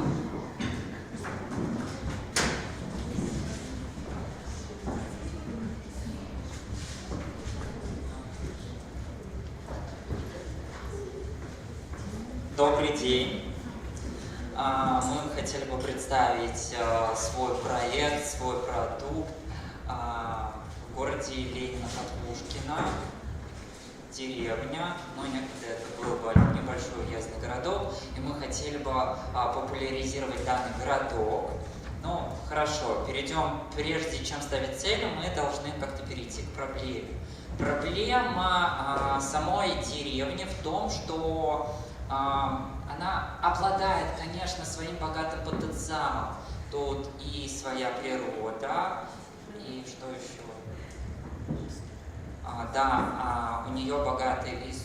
У нее достаточно богатая история. В это время, в 19 и в 20 века, жил и учился сам вождь мирового пролетариата. И все-таки его 18-летие – это важный этап становления его как личности, конечно, вождя, который повлиял на судьбу целой страны. И поэтому сам город, который формировал его личность, должен, конечно же, полностью раскрыт. И, к сожалению, история этого городка забыта. Ее история, ее идентичность, то есть она малоизвестна. То есть я уже вот сегодня впервые слышу о таком городе Ленина-Катушкина. Господи, что это за город? Вот кто слышал об этом городе? Но тут, конечно, соберется мало рук, при всем уважении к жителям этого города, деревни. Даже трудно представить, что это город или деревня. И какую мы цель ставим. То есть нам необходимо актуализировать данную местность, популяризировать, особенно популяризировать среди молодежной аудитории. Молодежная аудитория у нас, она у нас требовательная, капризная, но при этом она занимает значительную часть населения данной деревни. То есть мы уже сказали, что аудитория – это молодежь. И каким образом можно привлечь саму молодежь? То есть это проведение иммерсивного спектакля, возрождение эпохи 19 века, это также может быть продвижение инновационных форм, это включение неких интерактивов. То есть каким образом мы будем показывать иммерсивный театр? Я начну с того, что цель нашей работы – это привлечение молодежи к изучению нашего села, нашего района Пестричинского, и привлечение также туристов, так как раньше, до 2000-х годов, у нас был большой поток туристов, также и из-за границы, но сейчас это вообще не популярно. И для популяризации этого проекта мы взяли иммерсивный театр «Возрождение одного дня» из 19 века. То есть целью у нас именно актуализация данной местности, увеличение посещаемости среди молодежи, а также туристов. С задачами, то есть структуры мы будем изучать данную историю более обширно, составление сценария, привлечение также историков и реализация самого театра. И финансирование мы будем искать спонсоров, также использовать местный бюджет, партнерам, как один из партнеров может служить птицеводческий комплекс «Акбарс». Рахмет, сораулар. У меня вопрос есть. Очень интересный, такой необычный через иммерсивный спектакль. Я просто предлагаю немножко подумать о том, что про историю одного дня из 19 века таких проектов может быть много. Просто про это подумать. Я сейчас не оцениваю и вообще предлагаю каждый раз у нас почему-то откуда-то из школы, что ли, из университета идет такое, что когда задаешь вопрос, это воспринимается не как предложение, а как такое. И действительно бренд Ленина-Кукушкина — это Ленин. Вот. И может быть, например, история жизни самого Ленина, один день из жизни Ленина. Это было бы интересно. Я объясню. Я просто смотрю на здесь присутствующих. Я тот ребенок, который вырос в поколении, и нас обязательно из садика, из Казани автобусами вывозили в Ленина-Кукушкина и музей Ленина. И мы как раз там были. И спустя много лет мы приехали на 7 ноября. Вот, специально в Ленина-Кукушкина, мне уже тогда было там больше 30, там вообще никого не было, и мы просили, прям домогались попасть в этот музей. И получается, что акценты немножко сместились, но ведь это был действительно уникальный человек. И когда-то в детстве мне казалось, сослали бедного человека, да, какое царское правительство ужасное, там, куда. А когда я посмотрела шикарную усадьбу и думаю, так, мне бы тоже было неплохо бы быть сосланной, например, туда. Это первый вопрос, который возник. А с другой стороны, что Ленин, например, мне кажется, мог бы тоже очень интересно сегодня научить нас с вами, я имею в виду молодежь прежде всего, потому что, понятно, что они там боролись с царским правительством, и сейчас, может быть, там, вот эти все протестные движения, такой, немножко вопрос, да, щекотливый. Но, а что он нам сегодня может дать? Особое отношение к чему? К своей свободе, к тому, как я говорю и формулирую свои мысли, что я высказываю свою позицию. Я студент, мне всего 18 лет, но у меня уже есть какие-то свои мысли. И просто на размышление, потому что однозначно этому месту требуется перезагрузка, потому что советский культурный код в том виде не работает. Но с другой стороны, я очень много вела экскурсий для итальянцев, прежде всего в Казани. Я вам могу сказать, уж точно, кого они знают, это Ленин. Они спрашивают, и в этом смысле, когда я надеюсь закончить эту пандемию ужасную, что, например, наши дети уже не знают, кто такой Ленин. Например, площадь, Матрона-Московская, возили по городам, чтобы люди могли помолиться. Ленин же тоже лежит, почему бы его не повозить тоже, да? Я серьезно. Нет, возит же мощи Матрона Московская, да, чтобы люди молились. Вот смотрела, да, японский или китайский ресторан, да, «Мир вернов», что-то такая передача, и там показывают, как японцы сидят, а там, знаешь, на кладбище, и вот они ресторанчик там открыли, и у них не ужасные такие впечатления, они сидят там, вспоминают своих родственников, там сидят вот как-то вот так вот, да. Если Ленина вывести, я думаю, весь мир приедет. Я здесь просто могу сказать, поскольку я исследую и тему смерти тоже, и вот мы вместе с Кузыльей, мемориальные, и история кладбищ, и так далее, да, то есть в смысле, это все-таки несколько, не в нашей культуре, то есть если условно, то, что для китайца хорошо, очень может быть плохо, например, для татарина, поэтому, тут такая, конечно, щекотливая. Спасибо большое. Я предлагаю, если будут еще какие-то вопросы, задать их во время обеда или после обеда, а мы сейчас начинаем. Вам спасибо. Hazır biz ошалабыз. На выбор есть треугольники. стоишь на воде. Можете подходить вот сюда, вставать в очередь, брать чай и выпить. После этого мы никуда не разбегаемся. В 13:40 нужно быть готовым уезжать на экскурсию. И уезжает уже автобус.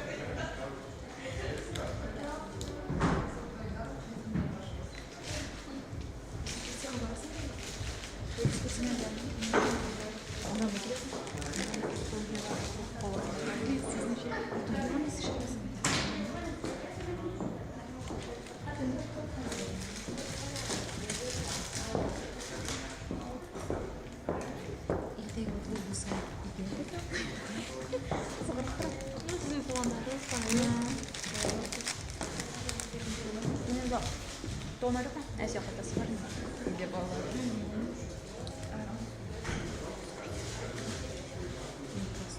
Экскурсия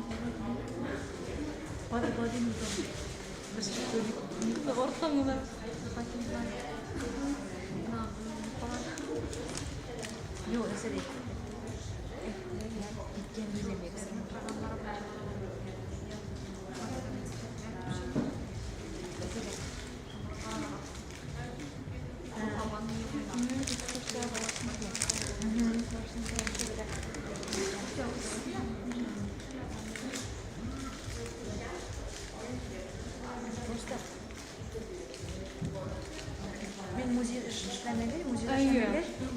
Миңа как бы тут вообще информация иде. Миңа кызык, минем эшем буенча методический музей. Безнең буар музейларына җибәргән алар эштән уже.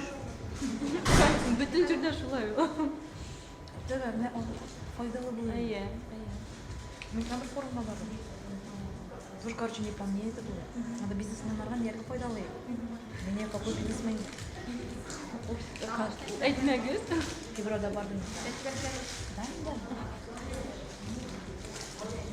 Мен керек. Менә лучше кому это нужно, шуны җибәрсеннәр районга. А мы кеше калмады. У нас бюджет предложил 35. Мәйдә 35 тыба, пожалуйста, будет гонять. Менә монда именно вообще кызык. Реально, на степах реально нужны материалы аларга. Bizim basıcılığım bilen Murtaza'ya müziği iktidarımız daire tanıştık. Hala biz kino выставканы ясыялабыз. Esnaflar da var ederiz. Şahar bir astроnomия. Пожелание можно?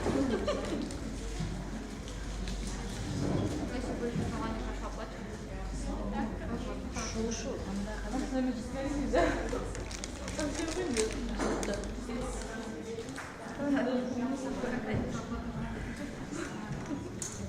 Знание бітер. Хай бір нәрсе ашылады. Тяжело. Можно получить.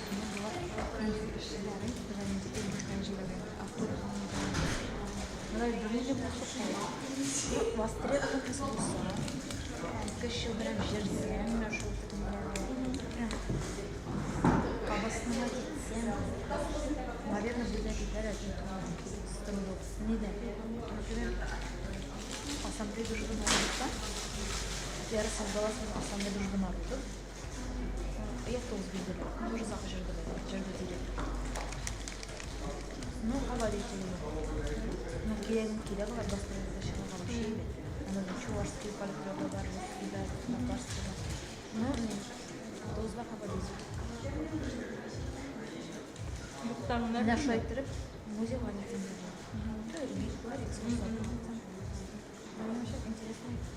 сказка наоборот, любой невидимый человек придуманный мир. Легенда.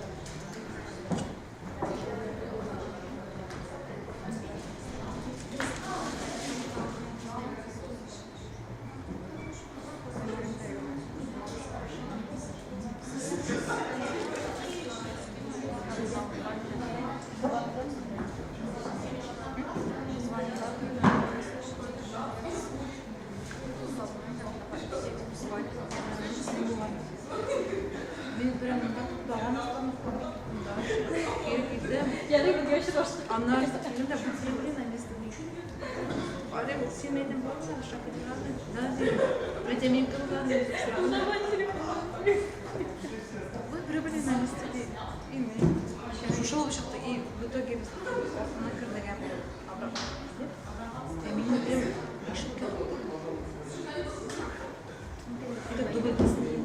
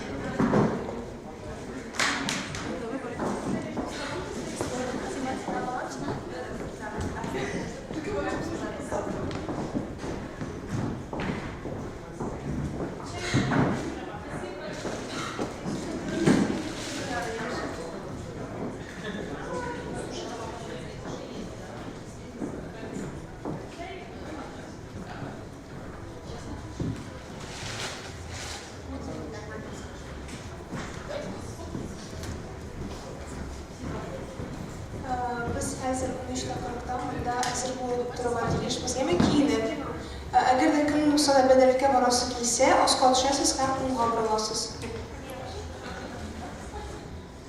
Ham bir muhim ma'lumot, biz avtobusga boramiz, ammo bizga 1 soat tirasi yurishib bo'lishadi. Shunga ko'ra kiyinib ishimizga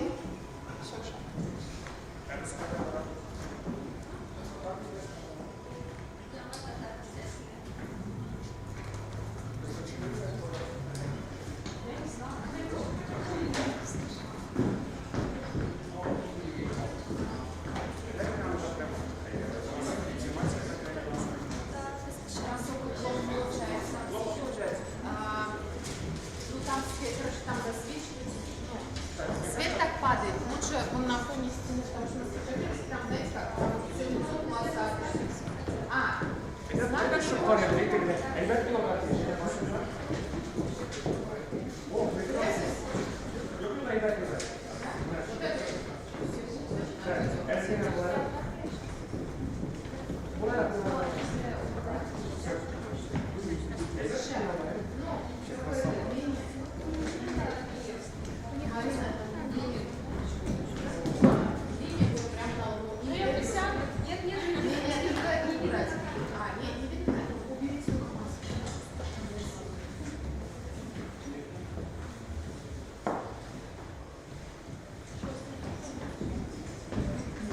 И главное, она тут сейвет, мне клят шедра на это. И это самое важное. Где-то вы знаете, что она говорит?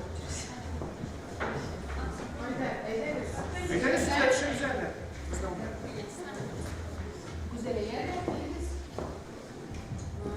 Лейла,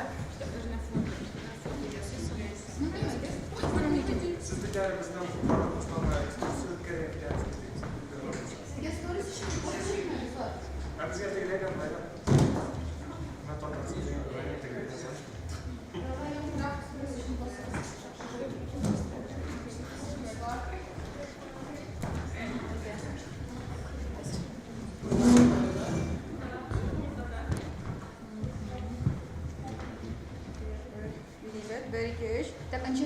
Очень корректно. Yok, Пушан сүздердегі. Вот хал, отлично, отлично, все. Сүздермей, аха, елмайғыз. Молодцы var. Bu пост қалай әрі, сторис қалай әрі? Два в одном. Хорошо, 7 минут.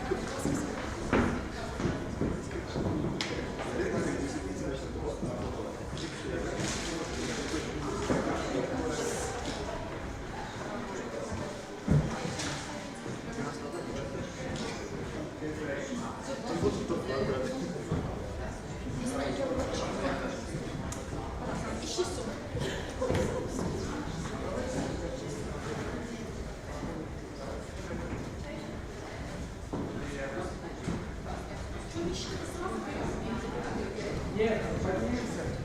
Верхняя одежда здесь. Ну, я говорю сразу, сядь с собой.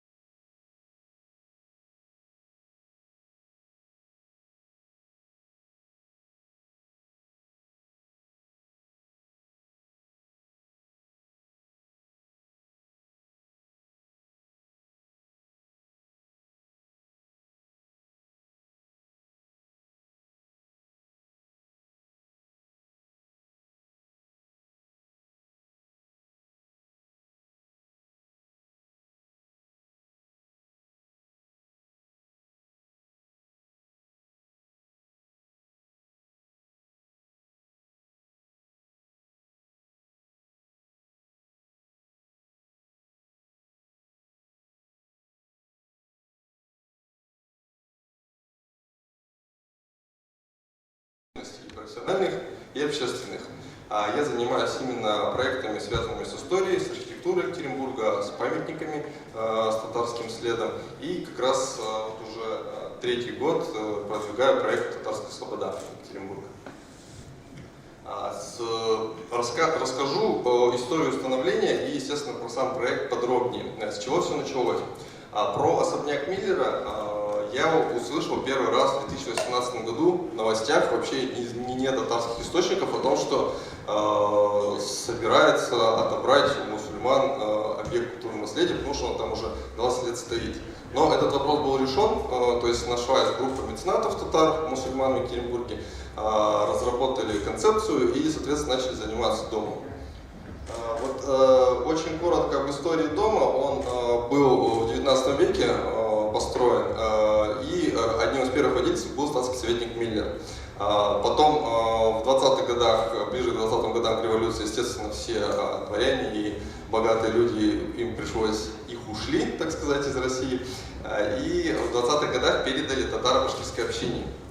И до войны этот особняк, он был как дом национальных меньшинств, была библиотека, был татаро-башкирский театр и много других активностей. После войны уже, естественно, там не было этих активностей общественных, организационные, политические, было коммунальное жилье. А вот к такому состоянию пришел дом к началу 90-х годов. В 1997 году по закону о возвращении культовых ценностей особняк передали Духовному управлению мусульман Свердловской области.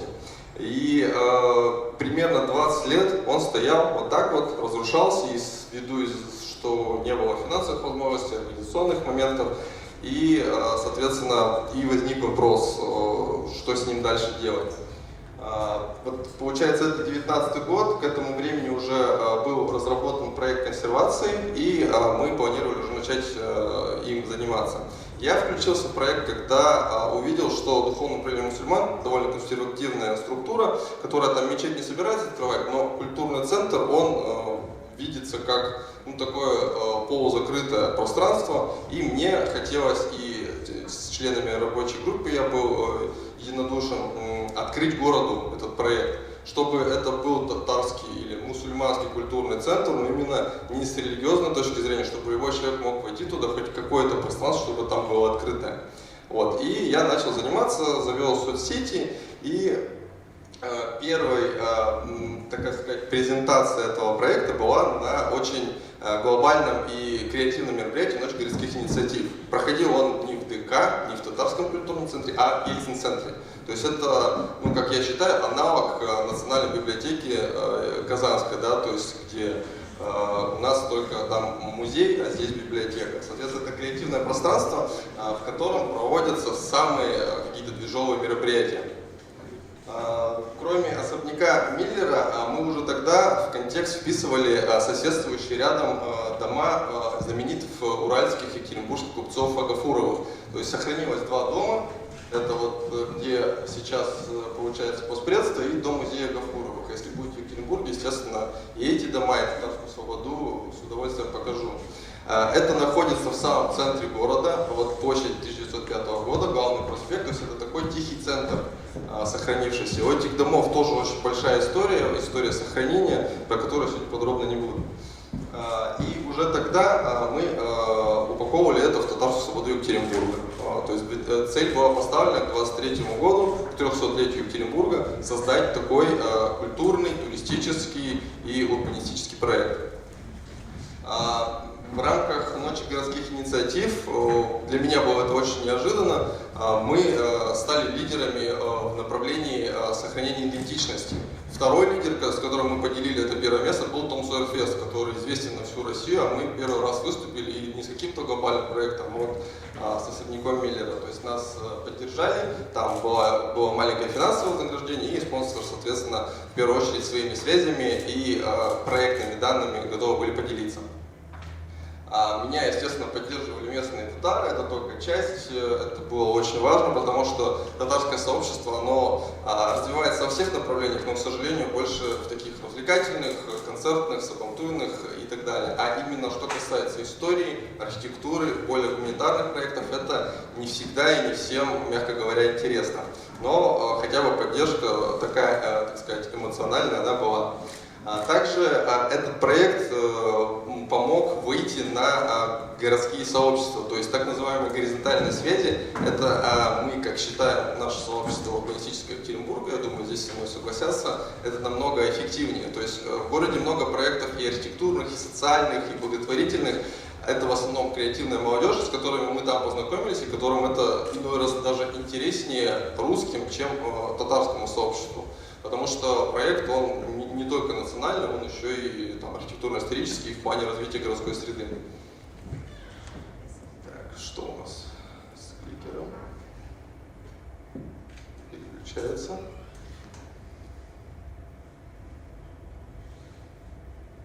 Ты вставь это, убери, вставь сам. Вот. То есть по окончанию проекта, практически через несколько дней, как раз у нас практическая часть началась, мы начали реализовывать проект консервации. Во время этого проекта я приглашал, так сказать, вовлекал все сообщества, всех специалистов, кому это может быть интересно, чтобы информация о здании она распространялась, чтобы нам помогали эксперты, потому что одно дело это реставрационные платные работы, другое дело это идейное вдохновение и поддержка архитекторов Музея истории Екатеринбурга. Сергей Каменский, как оказалось, на 1/4 татарин, да, то есть, но он даже если не был татарин на 1/4, это то есть человек, который у нас поддерживает все самые классные проекты в городе и, соответственно, наш он тоже поддержал. Я очень много видео, фотоматериалов снял, все это выкладывали в соцсетях, соответственно, проект в городе уже стал на слуху. Он тогда еще был как особняк Миллера. Реставраторы из Петербурга, все, что находили, мы собираем. В будущем это будет либо маленькая экспозиция, либо музей. И в итоге всего за короткие, просто рекордные сроки, вложив достаточно большие суммы денег, мы реализовали консервацию по дорожной карте с правительством области.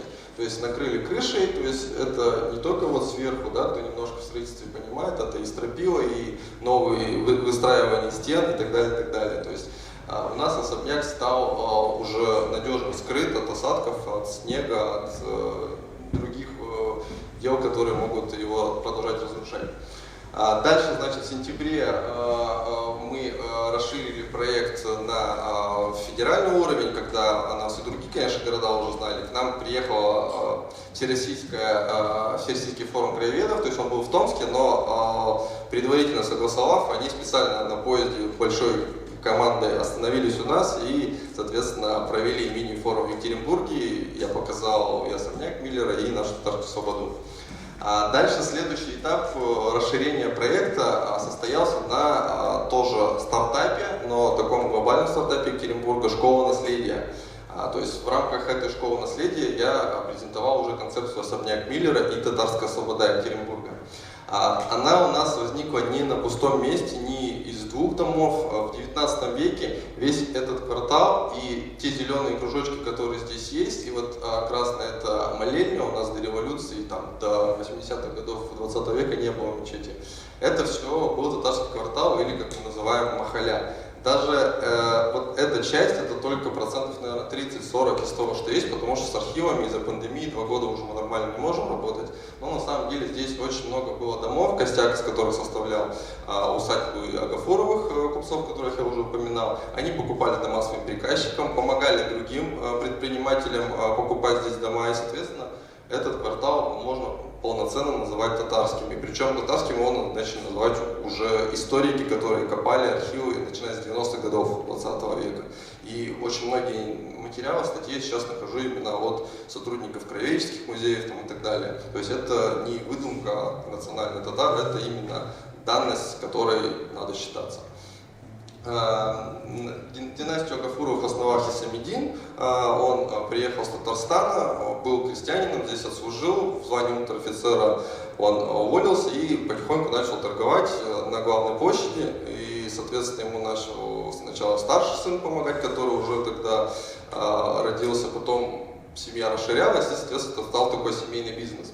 В 80-х годах 19 века он купил каменный первый этаж вот этого дома, но, к сожалению, в 83 году он скончался. Уже его сыновья достроили, они же основали торговый дом всемирно известный Гафуров, который от Варшавы до Японии распространял свою деятельность, то есть у него были и собственности, и в ярмарках участвовали, то есть с очень большим капиталом.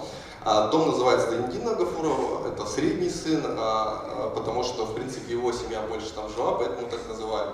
То есть он был гласным городской думы, вел очень большую благотворительную работу, поддерживали проекты как мусульманские, татарские, так и спортивные и другие благотворительные.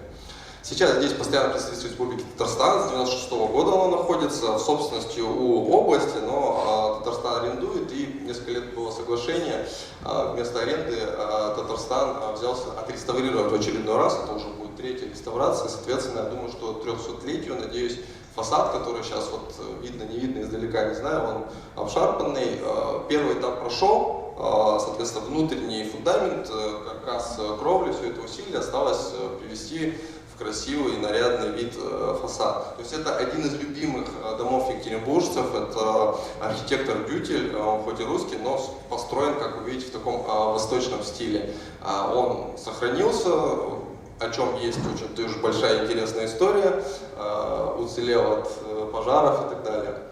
А второй дом старшего брата, тоже это была усадьба вообще Камалетдина Гафурова, он тоже уцелел, горел даже, но, слава богу, не сгорел. А сейчас здесь находится музейный клуб Дома Гафуровых, тоже областная собственность. Там ведется своя научная работа, жизнь кипит. Соответственно, мы, естественно, что с первым посредством, что с музейным клубом сотрудничаем. Следующий дом, это дом Лебедева и Панова, это были крестьянин и купец.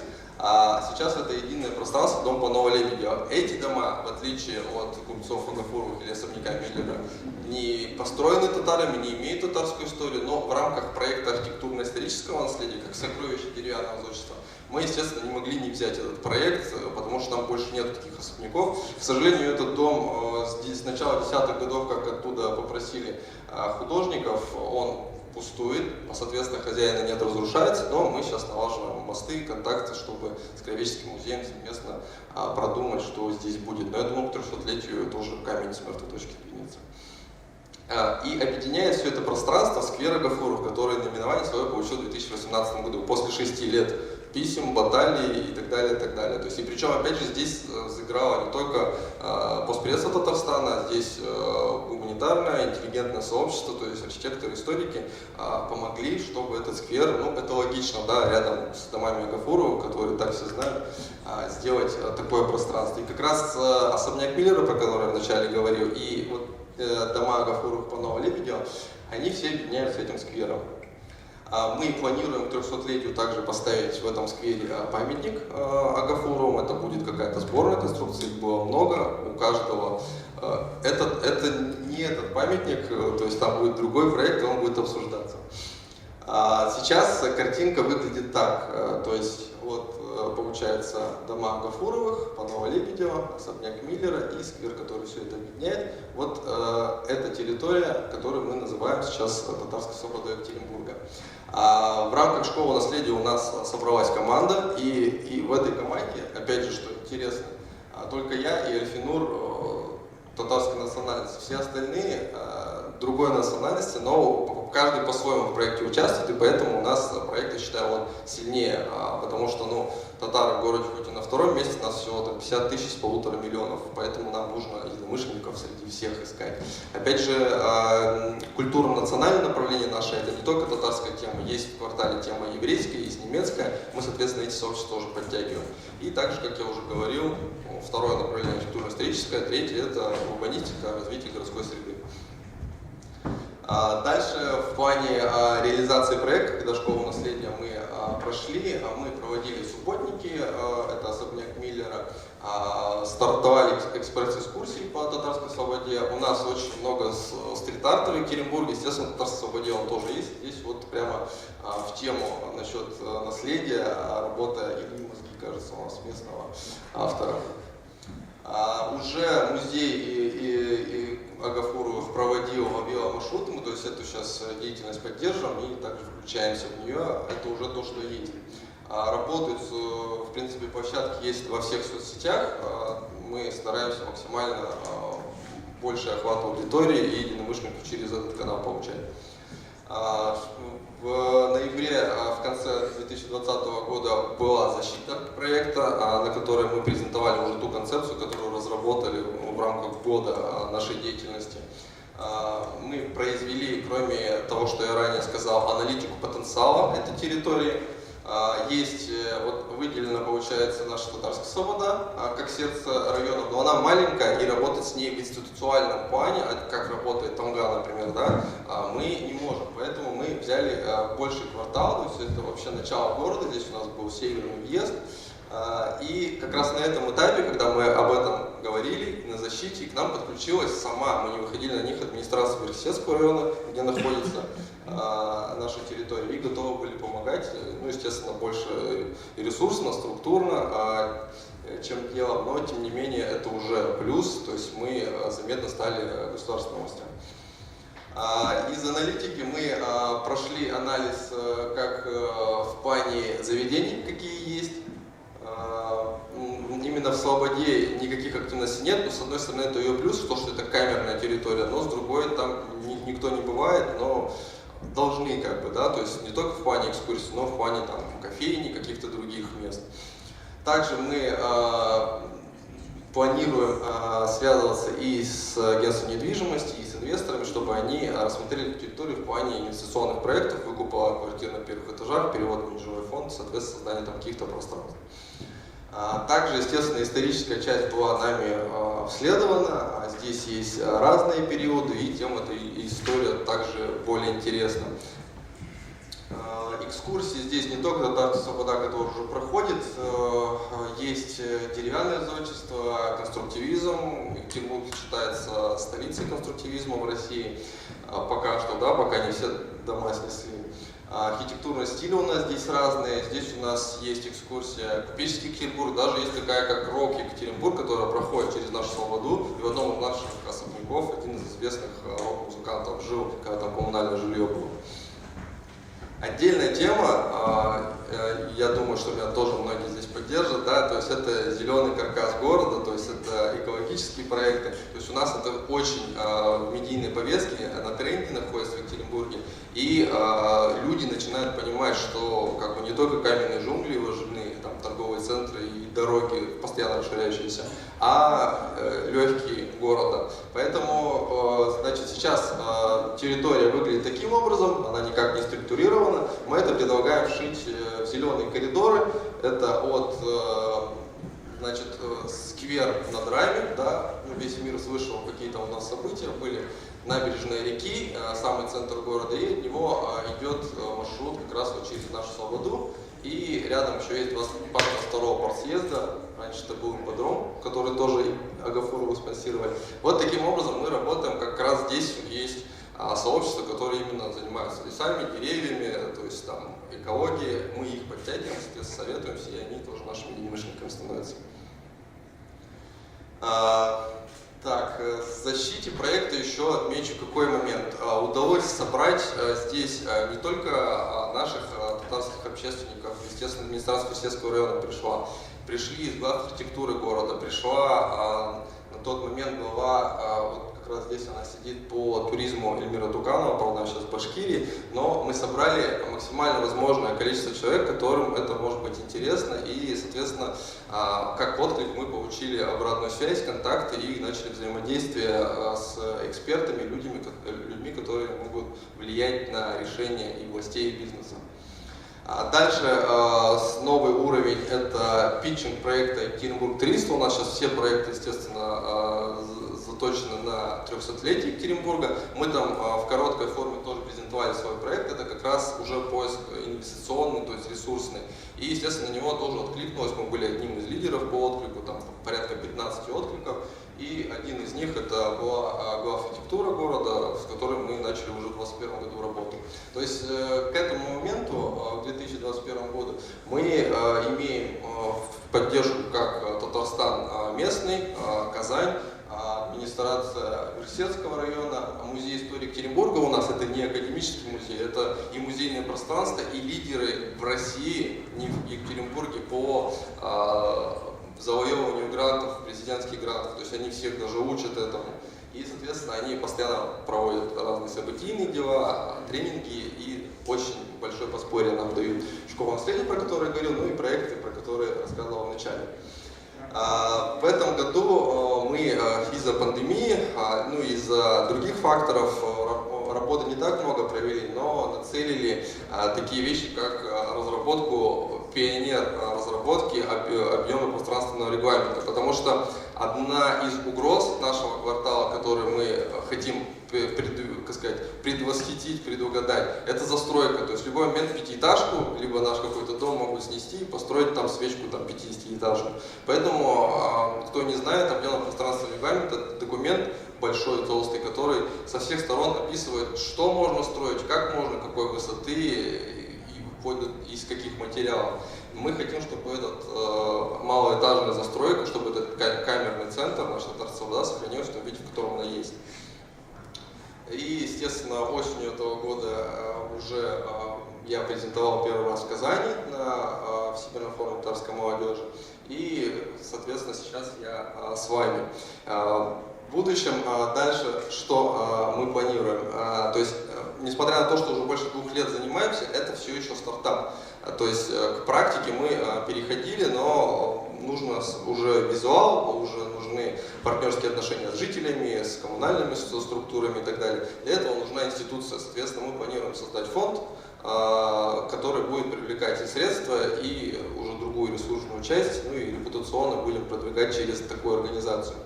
Также, очень коротко, после этого проекта с Казанью, с Астраханью мы общались, с Томском. Мы планируем создать федеральный сайт biztata.tatar, татарская, и описать на нем все проекты, которые возможны в России. То есть и сейчас уже планируется первая мини-экспедиция в Самару, где мы будем общаться как раз на тему того, чтобы они там активизировали такую деятельность.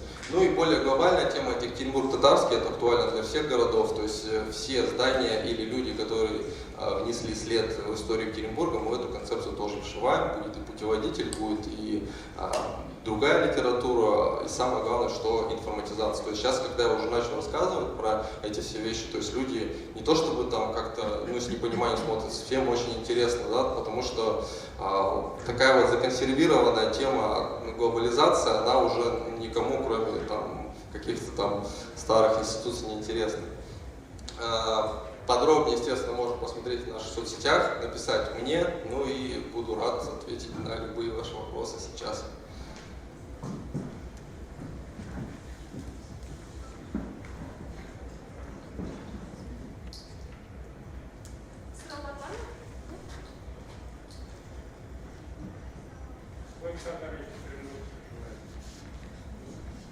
В Екатеринбурге по последней переписи около 50 тысяч татар, то есть это 2010 год. А в области у нас почти 150 тысяч татар. В Екатеринбурге общее население 1,5 миллиона, а в области 4 с лишним миллиона. Но мы на втором месте, то есть мы самая заметная нация. То есть, даже, что интересно, не только мы, а городские сообщества, историки, когда в соцсетях пишут диаспора татарская, они поправляют людей, что как бы татары, если вы, возможно, не знали, и башкиры на Урале, то есть это не пришлое население, это автохтонное население. Мы за десятилетия после завоевания Казанского ханства начали татары из Казани, из других мест, то есть из Оренбурга, с Башкирии на юго-запад Свердловской области появляться. То есть там сейчас есть деревни, которым больше 500 лет, а уже потом пошел Ермак в 18 веке, уже потом появились русские. Поэтому татары здесь полноценный, полноправный народ на Урале, который может быть таким, если мы будем знать и ценить и продвигать историю об этом, а не заниматься только культурными и развлекательными проектами. Можно у меня вопрос без микрофона? А какие мероприятия? Потому что мы говорили о том, что... Мы говорили просто о том, насколько важно не просто реставрировать какие-то здания, главное, чтобы они были живыми. Какие мероприятия находят вот в этой татарской слободе? Сейчас из-за пандемии сложно вообще хоть какие-то мероприятия проводить, но я скажу, наверное, про цели. То есть, что касается особняка Миллер, я уже сказал, хотелось бы, чтобы там было открытое пространство, какая выставочное, либо это что-то вроде коворкинга, чтобы люди могли прийти, вне зависимости от национальности, от религии, познакомиться с вами с культурной точки зрения. В любом случае, естественно, это решать духовному управлению. Что касается музея и Поспредства, мы им помогаем, у них своя деятельность идет уже внутренняя, к которой мы подключаемся, и мы помогаем именно с архитектурно-исторической точки зрения. Допустим, сейчас вот реставрация проходила в Поспредстве Татарстан, они в этом не разбираются, я помог привлечь специалиста, который контролировал строителей, которые хотели отмороженный, там, оцаревший цемент заливать в фундамент, когда там нужно использовать не просто нормальный цемент, а там в 10-15 раз дороже цемент специальный, который позволит еще там несколько десятков лет зданию стоять. То есть мы помогали реализовать именно это. А что касается в общем татарской слободы, из-за времени я не стал подробно об этом говорить, мы планируем проводить под рабочим названием Урал Татар Фест, то есть это аналог Песчан-базара, в том виде, в котором в Казани, там в Екатеринбурге сложно провести, именно как татарский, но с татарским колоритом, с татарской изюминкой будет такой фестиваль. Я думаю, что как раз 300-летию будет Урал Russian Folk Fest и другие промысловые выставки и мероприятия. То есть это все у нас в будущем планах. Вопросы? Когда я воспользуюсь своим положением, поушливый вопрос, когда в Екатеринбурге планируют строить памятник Абдуле Тукаю. Ну, это не только ко мне вопрос, это ко всем татарам. Недавно у нас открыли не памятник, к сожалению, а бюст Мусе Джилилю. То есть, но он хотя бы у нас был несколько дней в Екатеринбурге. Допустим, Магафурову тоже не возникает никакого вопроса. У нас все-таки не Казань, даже не Челябинск, да, где есть все вышеупомянутые памятники. У нас немножко другое отношение к этому. Но пока это открытый вопрос, не знаю, когда Габдулла Тукая, но Агафурова, новая персона к 300-летию появится. Вопросов нет? Рахмет за внимание, не стесняйтесь, пишите в личку, готов оказать любую консультационную помощь по вашим делам.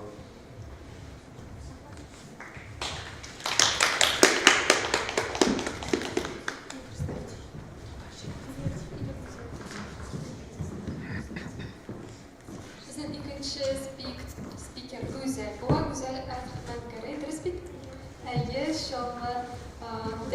Shomida bo'lgan tajriba turida so'z olib borar. O'zi turida Guzel yaxshiroq siylarsin deb o'ylayman.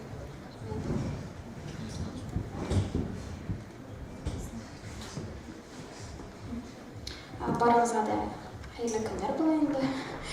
Мин 15 тапкырда чыгыш ясарга тиешем, ләкин Казан үз таләпләрен кертте. Травмпункттан килдем. Ләкин барысы да тәртиптә.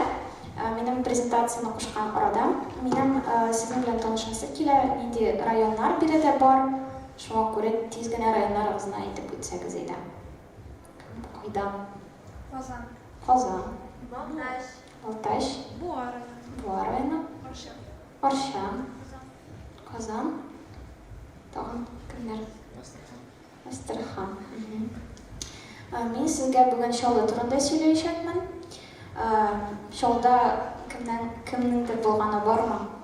Бөтен кешенең Чаллыда булганы бар. Шуңа күрә Чаллының нинди шәһәр икәнлеген күз алыйсыз, димәк. Ул ярты миллион кеше яшәгән шәһәр. Миңа читкәрәк китергә сорыйлар.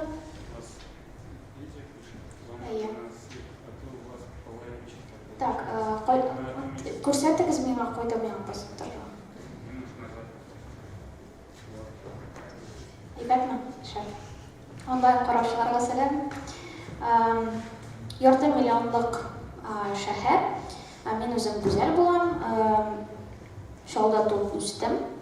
Һәм 2 ел элек Казанда укыганнан соң татфакта тәрҗемәчелеккә Шалга мәхәббәтем бар икәнлеген аңладым да кире Шалга яшәргә кайттым. Күп кеше миңа әйтә, синең олы күзлекләрең бар Шалга карата. Сен Инстаграмда күрсәтеп барасың ниндидер башка Шалганы, чөнки алар килеп керәләр анда, кулымны күтәрәм. Первая автодорога аша керәләр дә, шундый теге моңсу трассаларны күрәләр дә, Шалга шуның белән тәмам дип уйлыйлар. Ләкин мин сезгә бүген башка Шалганы күрсәтәчәкмен. Һәм Илдарның презентациясе җибәрми. Башка Шалганы күрсәтәм. Мин үзем Шалга театрында эшлим, Шалга Татар дәүләт драма театрында, Коворкинг үзәгенә җитәклим. Шулай ук заманча татар мәдәниятен үстерүнең бер мәйданчыгы һәм Урбан татар берләшмәсен җитәклим. Бәлки кемнәрдер беләдер. Минем чыгышымның темасы Азиат Project провинцияны фэшн һәм сәнгать аша тәкъдим итү. Нигә мин Шалганы провинция дип атыйм? Чөнки башта мин Шалгага күченгәч, мин риза түгел идем, ничек инде Шалганы провинция дип атыйлар. Миңа бер кеше әйтте, шәп бит, провинция ул романтик була ала. Һәм мин шул гыйбарәне үзәк итеп алдым да, йөрәгемә кертеп куйдым да, һәм мин дә шул фикер белән килештем. Ләкин без башка провинцияны башкача күрсәтергә телибез. Кликер белән дә дуслашам да, фэшн һәм сәнгать аша. Шәп. Контекстны сөйли башладым. Әлеге фотографияны миңа безнең командабызның бер әгъзасы Зөлфия җибәрде. Бу төзелеш вакытында Мәскәү китабы иде ул. Каяндыр ялгыш кына күреп алган. Һәм ул минемчә бу фотография Шалгага карата романтиканы күрсәтә минемчә, чөнки безнең шәһәрне энтузиастлар шәһәре дип атыйлар. Һәм мин дә әлеге гыйбарә белән килешәм. Шалда яшәү өчен романтик булырга кирәк, энтузиаст булырга кирәк. Һәм үзеңнең яшьлегеңне шуңа сарыф итү өчен үзеңдә шул романтиканы йөрәктә сакларга кирәк. Чөнки Казанда рәхәт, Казанга киләбез. Ләкин кичә Казанга килдем дә, китапханәгә кергәндә башта минем башыма бер өем кар ишелеп төште. Бүген менә травмпунктка барасы булды. Минемчә мине Казан бүтән кабул итми. Шалгага кайт дигән мәгънә белән укыдым мин бу вакыйгаларны. Әйтә шуңа син үзең күчереп барасың. Этаплар. Мин башта практик юкны сөйлим, менә теләсә кайсы кейсны алып, минем хәзер шундый үземә вызов бар. Мәсәлән, мин хәзер бер айга авылга кайтып китерим, теләсә кайсы авылга. Һәм анда дәлилләр идем, анда креатив индустрияларны үстереп була. Анда да тарих бар. Әйтергә кирәк бит инде Шалга ул автогигант, туалет кәгазе ассоциацияләре инде. Аннары 60-нчы елларда барлыкка килгән шәһәр, һәм анда тарих юк, анда панелькалар гына. Безне элек Ак кала дип атыйлар иде, чөнки бөтен йортлар ап-ак иде. Һәм Казаннан Шалгага кергәндә, мосттан син карыйсың, шундый ап-ак шәһәр иде, ләкин безнең баш архитектор хәзер безнең шәһәрне шундый балалар буй бит, төрле төстә раскраскаларны, шундый шәһәргә әйләнде. Ак кала гыйбарәсе хәзер инде безгә актуаль түгел. Ләкин шул панелькалар арасында да романтика бар. Анда да урбанистика темасын үстереп була. Һәм теләсә кайсы авылда да, менә кайда син яшисең, син шул җирне камилләштерәсең. Шуңа күрә этаплар турында сөйлим. Менә бездә ничек ул булды. Киләсе слайд. Беренче чиратта без комьюнити булдырдык. Бу фотография бик тонык кына күренсә дә, бу Шалганың иң шәп каһвәханәсе, ул хәзер кызганычка каршы ябылды. Бариста Холл. Һәм без Казан проектын алдык та тарихи бренчына. Әйтәгез, уздырабыз аны каһвәханәдә дидек. Монда Шалга театры тема итеп алынган иде. Һәм бу минем иң яраткан чараларның берсе, бу 2009 ел. Безнең Урбан Татар дигән комьюнити булдырылды. Монда инде махсус әйберләр булмады. Без гыйнвар елларында утырдык та, шулда татар темасы җитмәде. Шундый әйдәгез исем табабыз белән берләшмәгә. Киттек, нинди генә тамга, бик күп татар менә атамаларын барлап чыктык. Нары тукталдык та, нәрсә турында без сөйлибез соң? Без шәһәр эстетикасы турында сөйлибез. Мен үзем шәһәрдә туып үстем, ләкин татар тәңгәлеген үземдә сакладым. Шуңа күрә Урбан Татар булды. Безне шулай Урман Татар диләр, бик күп шундый кызыклы хәзер бар. Безне стебут так легко. Но это приятно тоже, главное внимание. Вот, комьюнити булдырдык, берләшмә. Ләкин мен уйладым да, нигездә мен ясыз үзегез генә дидем. Бер шәхес тә үзе бер тулы комьюнити булдыра ала һәм үзе дә шушы проектларны ясый ала дигән фикергә килдем. Һәм инде аннары шундый перифериядә кешеләр барлыкка килә һәм сез нинди шәп әйберләр ясыйсыз. Урбанистикага бәйле безнең менә кемнәрне чакырырга була? Тарихчылар, алар бар. Студентлар, мәсәлән, безнең истифак студентлары. То есть без прям прописывали целевую аудиторию каждый раз. Музейлар, архивлар, шәһәр активистлары, андай безнең кебек зануты кешеләр алар һәр кайда бар. Галимнәр, блогерлар һәм башкалар. Әгәр дә инде сездә үзегездә ресурс булмаса, комьюнити булдырырга башка берләшмәләр бар. Аларга кушылып була һәм бергә ниндидер продукт булдырырга мөмкин. Тикшеренү. Менә бу иң мөһим әйберләрнең берсе минемчә. Чөнки без татар темасын алга сөрүдә фәннең һәм сәнгатьнең синтезын алга сөрәбез. Әйбәт тикшерүләр, алар теләсә кайсы проектны югарырак дәрәҗәгә чыгара. Һәм без менә монда социолог, яшь кенә кыз, әле без башлаганда танышып кына киткән идек. Хәзер инде ул Петербургта эшли һәм без бергә бу елны уздык. Һәм шулай безнең Ильяс Саликов дигән егетебез бар иде. Безнең менә 2 елдан артык берләшмәгә. Һәм инде безнең текучкада инде барлыкка килде, кемдер килә, кемдер китә, һәм бу табигый хәл. Димәк, тикшерүләр уздырырга.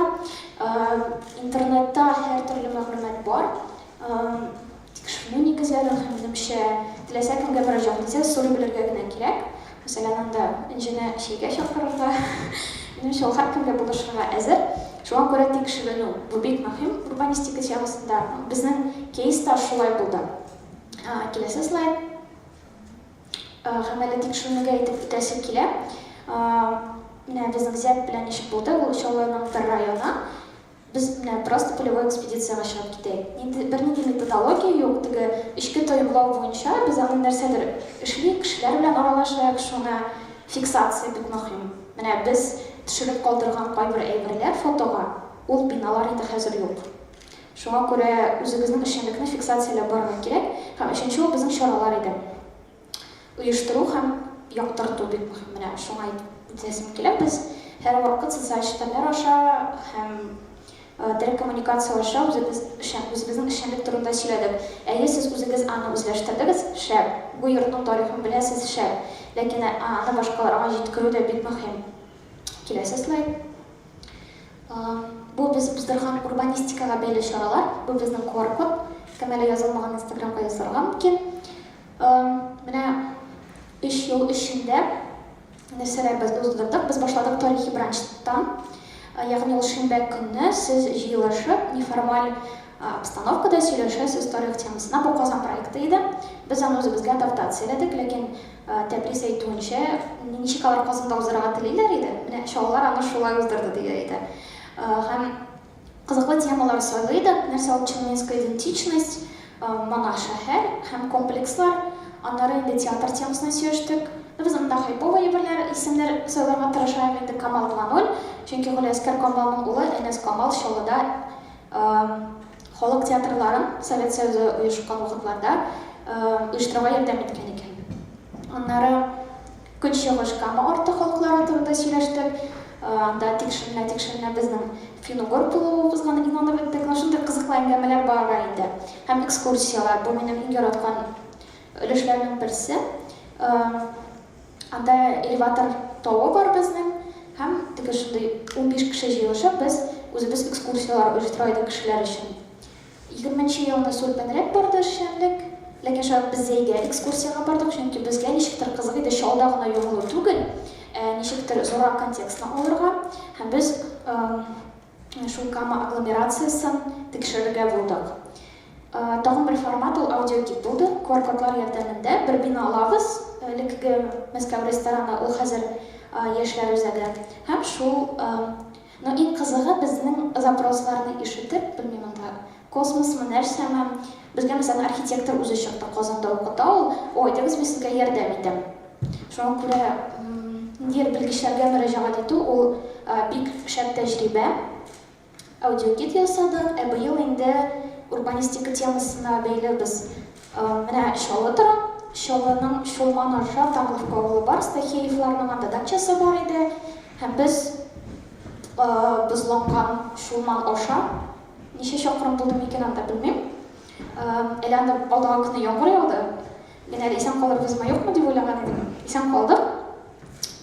Чулманны чыгып, бозлы Чулман аша Стахеевның шәп территориясы янында йөрдек. Һәм инде әлбәттә исәп проекты. Безнең мәхәббәт команданың алга таба. Бу минем әйтергә теләгән иң мөһим фикерләрнең берсе иде. Һәр урынның үз яме бар, аны күрә һәм җиткерә белергә генә кирәк. Безнең менә Чаллы белән шулай булды. Чөнки менә Чаллы театрына күптән түгел Зөһрәләр килгәч тә, мин Инстаграмда күрә торган театраль парк дип шаярган идем. Һәм шуңа күрә теләсә кайсы урынның яктыртыр, тикшерер әйбере бар. Алга таба Зят Project, безнең Screen Life йөкләмәде бугай. Шушы проектларда итеп тәскиләп, җентекләбрәк. Чаллы театры элек, Чаллыда үзәк юк дип билгеләдек инде без, ләкин шундый теге үзәгрәк урында урнашкан иде. Театрны аннары Зят бистәсенә күчерделәр. Без шаярабыз, менә бар Яңа шәһәр, Новый город, аннан соң Зят, Газ Сидоровка. Без теге гетто ягына кебек шундый градация бар дип беләбез, ләкин Зят менә завод ячеистых бетонов, шул завод кешеләре өчен аларның эшчәнлеге нәтиҗәсендә барлыкка килгән район, бераз маргиналь район, ләкин Чаллы театрының анда күченүе ул яхшы тәҗрибә булды әлеге урынны мәдәниләштерү өчен. Һәм Чаллы театрына эшлидем инде ул вакытта. Мин 2 айга Зят бистәсенә күченеп, фатир ялап анда яшәп карадым. Һәм безнең бөтен проектлар башланган ничектер. Минем моны эшлисем килә дигән дә, аннары команда белән зур әйберләр туа. Монда да шулай иде. Миңа бик мөһим мин яшәгән урынны белү. Һәм без мәсәлән бер Зят Project аккаунтын ачтык та кешеләр языла башлады. Мин инде Питерда яшим, ләкин мин Зятта үстем. Минем мондый тарихым бар. Мин хәзер дә Зятта яшим, минем мондый сөйлисе әйберем бар дип безгә кешеләр яза башлады. Һәм без алар бер кешене алайык та, һәм берәр Зятның кисәген алып, аның буенча йөридерик. Шунда бик кызыклы шундай тарихлар барлыкка килә башлады, ләкин ресурс ягыннан безнең юк иде көчләр ул проектны үстерергә. Без аны башладык, ташладык.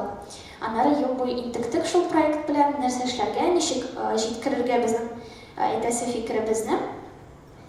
Мин киләсе слайдны күчермәчәдер. Безнең шундый ни булды, безнең этәргеч завод сносит дигән мәкалә чыкты. Әйтергә кирәк, Зятта инфраструктура юк, анда кофейнялар бер нәрсә юк, ләкин анда студентларның Чаллының үзенең уку белем бирү йорты бар, педагогический университет.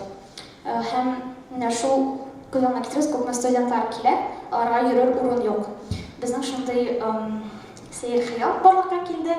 Зяттан заводның берәр өлешеннән креатив кластер булдыру. Бик популяр тәҗрибә. Без сменада торабыз.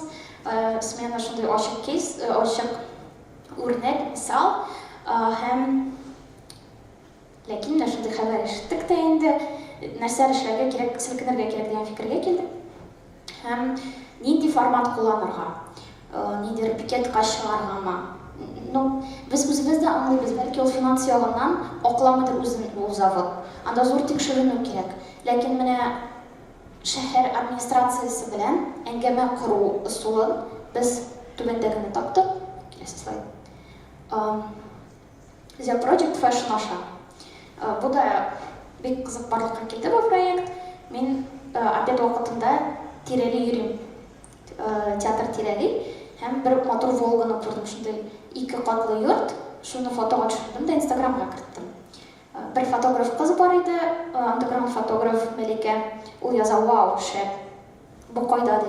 ди. Минем бер хыял бар иде инде төшерергә шундай зәп атмосферасынан шундай ничек катлаулы депрессив районна һәм ниндидер шундай заманча фэшн темасын синтезларга ди. 3 көннән ялгышмасам без инде аны төшердек. Менә да команда бар, идея минеке, иде шундай теге башка җибәрү. Аннары безнең Мәликә, ул фотограф, видеографы без Эля, Зөлфия Шаланың сәгатьләрен барлап чыгып, Зөлфия дә биредә, ул безнең стилист булды. Физалия ул эшли Шала театрында, мыек белән кызыксына. Һәм безнең инде модельләребез Ришат белән Диана. Монда бер акча алмадык. Һәм бу фотографияларны без бүген беренче тапкыр күрсәтәбез. Һәм инде иртәгә, бүгенме социаль сетьләргә кертәбез инде һәм матбугатка таратачакбыз. Шундый сез уникаль бүген күрәсез уникаль материал. Киләсе слайд. Менә без җиткерергә тырыштык. Матурлыкны гына түгел. Мәсәлән, Диана хәзер фотода, мозаика фонында, зәп тулы мозаика. Менә без аны гашык булдык, менә кайда карама, ләкин ул бик начар хәлдә хәзер. Һәм безнең бер Мироновка авылыннан, гомумән шул шундый поселковый форматтан барлыкка килгән шәһәр, һәм без шундый поселокларда йөри идек. Элек Мироновка авылы булган, анда бер урам гына калган. Һәм шул урамнан менеп китеп, завод тирәсендә спорт объектлары булган бер шундый урын бар. Һәм анда бар стеллалар ниндидер мозаика белән тулган. Һәм менә шул фотографиядә ул Калуга КамАЗу дип өстендә язылган шундый бер йорт. Шуңа күрә безгә мозаиканы мәсәлән җиткерү мөһим иде. Киләсе слайд. Мәсәлән, 2 катлы йортлар, шулай ук гомумән шул панелькалар гына диләр бит инде. Ләкин ул алай түгел, һәм фотода комплекс түгел. Шулда комплекслап шешәләр син кайдан 53 42 25 12 без шулай идентифицируем, ты членец или нет, приезжий или нет. Вот. Монда бу квартал. То есть Шолада или комплекслардан түгел кварталларда бар. Бу 6-11 кварталы. Киләсе слайд. Монда мозаика, Таттелеком, иске шундый матур андеграунд бинасы. Киләсе слайд. Һәм монда ут сөндерү микән, ничек әйтергә булыр микән? Ул 28 секундлык ролик. Хәзер ярар йөкләй торсыннар. Иң кызыгы хәзер зәп дип күп кешеләргә эндәшә, яшь ул инде, закрытый тусовкада булса да ниндидер приколга әйләнде димсең инде. Безгә июнь башында тараф төркеме килгән иде. Алар белән мәкалә чыкты һәм ул аны сорадылар. Сезнең кызыгыз бармы? Ул юк ди, мин үземә зәп принципы буенча кыз эзлим ди. Зауыклы, яңалыкка омтылучымсың инде һәм белемле бага инде. То есть шундай уже приколга кереп китте һәм шауларны уже идентифицирует как что-то прикольное. Вот, шаулы бик повесткада булмаса, хәзер инде ул ничектер повесткага кереп китте. Һәм булар барысы да ниндидер, белмим, безнең оешма башкалар ниндидер глобаль максатларны бәлки күз алдыйдыр да. бүтін шәһәрне торгызу, милләтне саклап калу. Без аңлыйбыз, булар барысы да чыннан да тәэсир итә аңа, ләкин без иң беренче чиратта йөрәгебездән килгән әйберне эшлибез һәм үз көчләр белән мөмкин кадәр булдырабыз. Чөнки мин борылып карасам, Чаллыга кайтканда мин бер кемне белмим, бер оешманы белмим. Администрация белән бер нинди элемтә юк иде. Ниндидер коммуникациялар аша без аңа ирешә алдык. Әйе, осталось. Ләкин йөкләп бетерегез башта. Башта тавышны ачыгыз, сез күзегезне йомып торыгыз.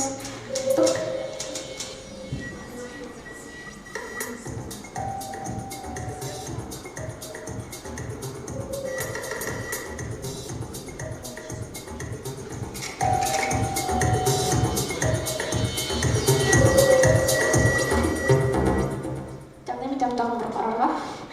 Хәтерегездән алып ташлаңыз менә шундый тавыш белән, ут белән.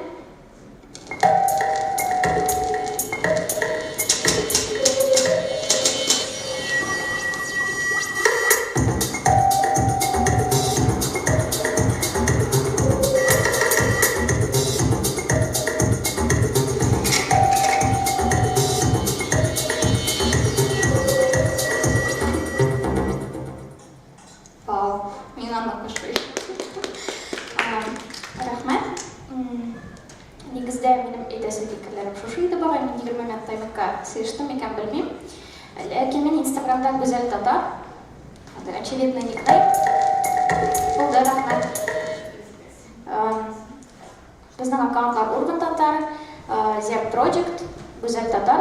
Һәм ниндидер тәҗрибә, ниндидер фикерләр, язасы, тәкъдимнәр булса языгыз. Мин үземнең тәҗрибә белән уртаклашырга әзер.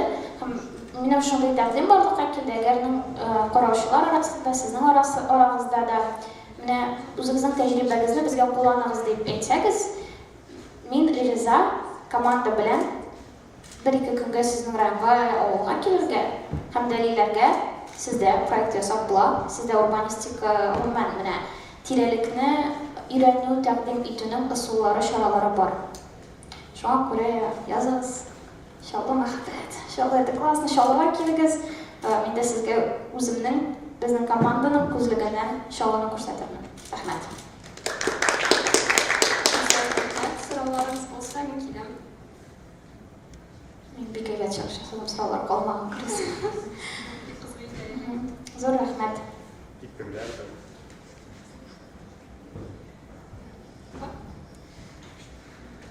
Безнең вакыт бармы? Тәнкыйть шәп Кайсы Зептан башка кайсы микрорайон дип әйтимме? Чаллыда тагын өйрәнергә планлаштырасың. Элеваторны Зептан аерасыңмы? Элеватор буенча булырмы анда? Комплексларның идентичности булырга мөмкинме? Шундый сораулар. Аңлыйсың инде, Чаллының комплекска бүленүе һәм бу комплексларның бер-берсенә ике охшашлыгы инде. Бәлки бармы аларның идентичность комплексын? Саннан башка. Спойлер, әйенчедән бар. Без проектны башлаганда, безгә претензия белән язып башладылар. Сез ник ГЭСны өйрәнмисез? ГЭС кызыграк, яңа шәһәр нәрсә? Я новогородний, я всю жизнь жила в новом городе, почему вы изучаете Зеп? Вот. Ну, безгә ник тәнкыйтьләр иде, в принципе, Urban Татарны да. Но безгә әйтәм бит бу рәхәт һәм безнең киләсе минем кейс ГЭС. ГЭСны өйрәнү комплексларга килгәндә, без комплекслар темасы ул актуаль, чөнки безне әйтәм бит, без бик соң гына калынып китәбез кебек. Бер шулай матбугатта хәбәр чыккан иде, шәһәр мэры Наил Мантиев әйтте, комплекслар системасын бетерәбез, урамнар белән генә сөйләшәбез. Шуңа күрә комплекслар темасы шулай актуаль безнең өчен. Менә комплекс ул нәрсә ул? Ул гомумән шәһәр, Чаллы шәһәре, ул город лаборатория дип бездә әйтәләр. Как выращены в пробирке, была идеальная система, как она должна была выглядеть, как должен был город функционировать. Ләкин анда күп нәрсәләр хыялга ашмаган. Безнең даже гимнда поется город из бывших соснов, без җырлабыз город из бывших соснов. Вот. Мында комплекслар темасын, ләкин уналышуай булган комплекс. Анда бар садигы, анда бар аның үзенең больницасы, бүтән инфраструктура тудырылган. Һәм шулай комплекслар белән шәһәр барлыкка килгән. Ләкин анда генплан белән дә катлаулы, анда шәһәрнең кая үсәгә, кайсы якка үсүен белмиләр, анда замелекесия туды, анда тагын нәрсәдер. Шуңа күрә комплекслар дигән мәсьәлә чыннан да кызык. Мин аның буенча бик күп әйтә алмыйм, чөнки без аны әле тикшермәдек. Ләкин хәзер комплекслар эчендә точный застройкалар барлыкка килде. Хаос рәвешендә туа торган анда микрорайоннар бар. Шуңа күрә комплекслар темасы безгә кызык. Тикшерергә планлаштырабыз, өченче словны мин оныттым. Комплекслар турында сан белән генә аерыламы? Кызыклы сорау, мен хәзер юлда шуны уйлап кайтырмын. Но минемчә юк. Һәр комплексның әле үз репутациясе бар. Мәсәлән, Шамиль Диатуллина «Город Брежнев» китабын укысагыз, 29-ники мәсәлән. Это целый культурный феномен дип әйтәм икән. Группировка 29-нчы комплекста көчле булган, 29-ники, 30-ники. То есть положительная репутация бардыр, отрицательный нәрсә. Шуннан башка тикшерергә кирәк. Мин хәзер үк әйтә алмыйм, ләкин бәлки һәрбер комплексның ниндидер феномен, культурный феномен дәрәҗәсенә үстереп булмыйдыр, бәлки буладыр. Ләкин ниндидер аерылып торган комплекслар үз тарихлы, үз репутациясы, үзенчәлекле булган бардыр дип уйлыйм.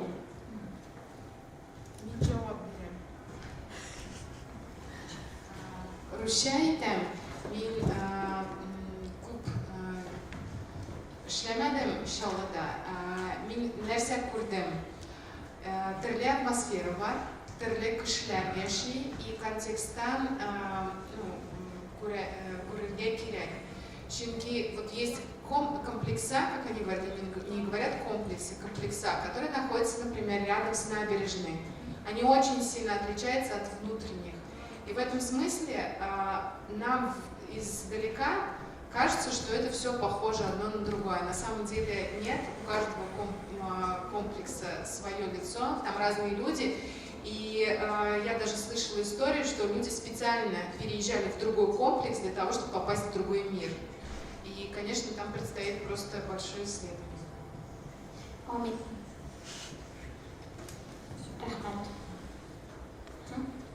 Fikirler bulmasa. Tamam, сұрау. Потом. Бар екен уақыт, стрит арт не үшін, башқалар әлмәтте ақшалар көбірек, һәм башқалар сізде не үшін шулай әлмәтте шикілі стрит арт үсмей яки үсәме, білмеймін. Һәм бұл стрит арт, әгер де нәрсәдер бар енді стрит арт сізде, һәм бұл стрит арт шалының үзенчәлекләрен, комплексларының үзенчәлекләрен ішіне кертәме, юкмы? Бұл стрит артны ясағанда үзенчәлекләрне өйрәнәләрме, юкмы? Яки ул стрит артта түгел, а просто художественно-оформительная работа пустующих пространств. Стрит арт дигәндә монда теге рәсми стрит арт күзалланамы? Яки теге Төрле. Теглар ясый торган егетләр Рәсми, әлбәттә, инде теге йортлардагы беренче чиратта. Бәлки йортлардагы да түгел, менә безнең Казанда әле шундый неформаль галереялар бар, дип әйтеп була. Сездә бәлки андый бар галереялар. Бетон сездә күп, тем более. Хороший был подкол, рәхмәт. Стрит арт мәсьәләсендә һәм гомумән нигә Чаллыда зәвыгы түбәнрәк булган әйберләр туа. Хәбит инде ниләр популяр? Мураллар. Хәзер Чаллыда берничә мурал ясадылар. Администрация. Мин бик хөрмәт итәм администрациядә эшләгән кешеләрне, мин алар белән коннектта. Алар безгә ярдәм итеп торалар. Минемчә просто бердәнбер проблема это безвкусица. То есть они понимают, вау, классный мурал, темасы. Вот видите, әлбәттә какой крутой кейс. Һәм алар шундый котышкыч куркыныч әйберләр ясыйлар. Мәсәлән, Яшьлек проспекты буенча барсам, анда бер сабый бала утыра, тешсез. Какие-то кубики. Она концепция даже не вписывается вообще в идентичность, возможно, комплекса, идентичность города. Ләкин алар аны ясыйлар, потому что популярно. Менә Хәсән Туфан проспекты буйлап берничә мурал ясалды. Аларда су, диңгез, һәм ул, в принципе, откликается. Вода всегда рядом с нами, ул Чолман темасы. Шуңа күрә рәсми стрит-арт коточкыч хәлдә, һәм шул ук вот эти разукрашенные дома. Мне кажется, что это отсутствие вкуса, но если у тебя нет вкуса, можно привлечь специалистов, у которых есть этот вкус. И обязательно, опять-таки, идти к ширину, исследовать город. Было бы классно, если бы и не только с низов шла инициатива на изучение города, формирование городской идентичности, которая, в принципе, она метро берләшмәсе, шуны тикшерәләр, вытаскивает культурные коды города. Аннары яки без нәрсәләр эшләргә тырышабыз. Более с высокого ресурса, чтобы у города тоже был запрос. Шәп садиклар төзелә, юллар төзекләндерелә, ләкин бар мәдәни ягы шәһәрнең әлегә аңа игътибар бик җитми. Шуңа күрә минемчә стрит-арт бик күп мәсьәләләр шулда коточкыч, ләкин аңа тенденция булыр дип город энтузиастов, город романтиков яхшыга таба хәрәкәт булыр дип өмет итәм. Но бу минем караш, субъектив караш, бәлки ул объектив түгелдер. Мин сорауга җавап бирә алмамы? Юк. Минемчә, Данил Ахметшин идентичность Минемчә, Данил Ахметшин иң яхшы идентичность белән эшләп чыга и бәйли. Ну, ул стрит-арт, ул да стрит-арт була, минемчә, бер якта. Гүзәлия Тукай турында бер тикшерү ясаган. И без Данил Ахметшинны күптән беләбез. Чөнки ул Тукай турында, и шәһәр турында, мәсәлән, Казанда шундый рәсем юк, Данил Ахметшин кебек. Бер реклама, безнең ут подкаст бар. Анда безнең Данил Ахметшин белән чыккан иде интервью. Сез әлеге контекстны аңлапсыздыр инде, кем ул Данил Ахметшин, шуңа Инстаграмда кереп карап була, местечковый сөйләшү булмасын өчен. Мәсәлән, анда ул күрсәтә шүләр белән су анасының мәхәббәтен. Анда, мәсәлән, татуга манган шүләле кызлары. Шундай заманча аларны тәкъдим итә, ләкин ул үзен татар рәссамы дип бәяләүдән читтә тора. Һәм гомумән ул әйтә, татарская культура слишком стерильная. Һәм ул чыннан да идентичность белән бик көчле эшли. Мәсәлән, ул ясаган Ягодила, чолы буенча йөри, янда тик-токты, янда биналарны. И это тоже крутой кейс, действительно, про городскую идентичность. Маршруткалар, это, ну, это город трамвайчик, я помню. Вот, шуңа күрә төрле кешеләр, төрле һөнәрле кешеләр, алар идентичностьны тикшерәләр шулда. Ләкин зур тикшерү кирәк. Свет Мурлов әйткәнчә, шәһәргә килгәндә аның идентичность турында сөйләшер өчен башта художник рәссамчылар янына килергә кирәк дип. Ярый, шулда Данил бар. Зур рәхмәт. Рәхмәт, гүзәл.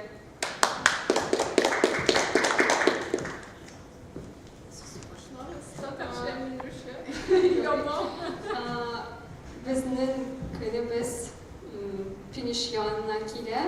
Кеше бигрәк әзәйде, көн иртәдән безнең белән булган бер-ике кеше, өч кеше калды бугайда безнең белән. Кем иртүк килгән, һәм яңа кешеләр экскурсиядан безнең белән калган, һәм безгә көн нәтиҗәләрен ясарга кирәк дип уйлыйбыз. У нас такая программа была, мы, конечно, все в таком сжатом формате, но я надеюсь, что вы увидели и уловили общую мысль, которая у нас была с самого начала. Показать, что исследование города зависит от нас с вами. И то, куда мы пойдем, тоже зависит от нас с вами. Мы показали вам здесь самые разные инструменты, и нам было важно показать, что есть Казань со своими инструментами. Посмотрите, у нас была глобальная концепция исторического поселения города. У нас есть концепции, которые уже и мероприятия, скажем так, это низовые инициативы, которые уже идут, ну, как бы не сверху, да, какой-то заказ на представление концепции, а наше уже мнение и видение развития тех или иных территорий. Мы здесь с вами услышали и увидели пример из Екатеринбурга.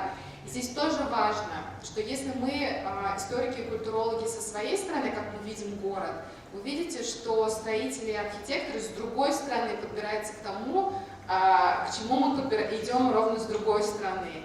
И пример как раз Гузель из Челнов показывает, что разные города, Казань все-таки, он ассоциируется с татарами, да, это такая как бы столица, пример татарской идентичности. В Екатеринбурге совершенно другая атмосфера, но при этом там тоже есть место для татарской слободы. И Челны — город такой советский проект. И как там может быть осмыслена локальная идентичность? Мы с вами сегодня рассмотрели разные варианты тоже осмысления этой идентичности через музей. У нас была очень интересная презентация музея Чак-Чака. Мы вам показали, как можно на примере экскурсии конкретной, спектакля, променада на конкретной территории и того, как можно спроектировать ресторан, который тоже может стать местом, транслирующим локальную идентичность. Удачи!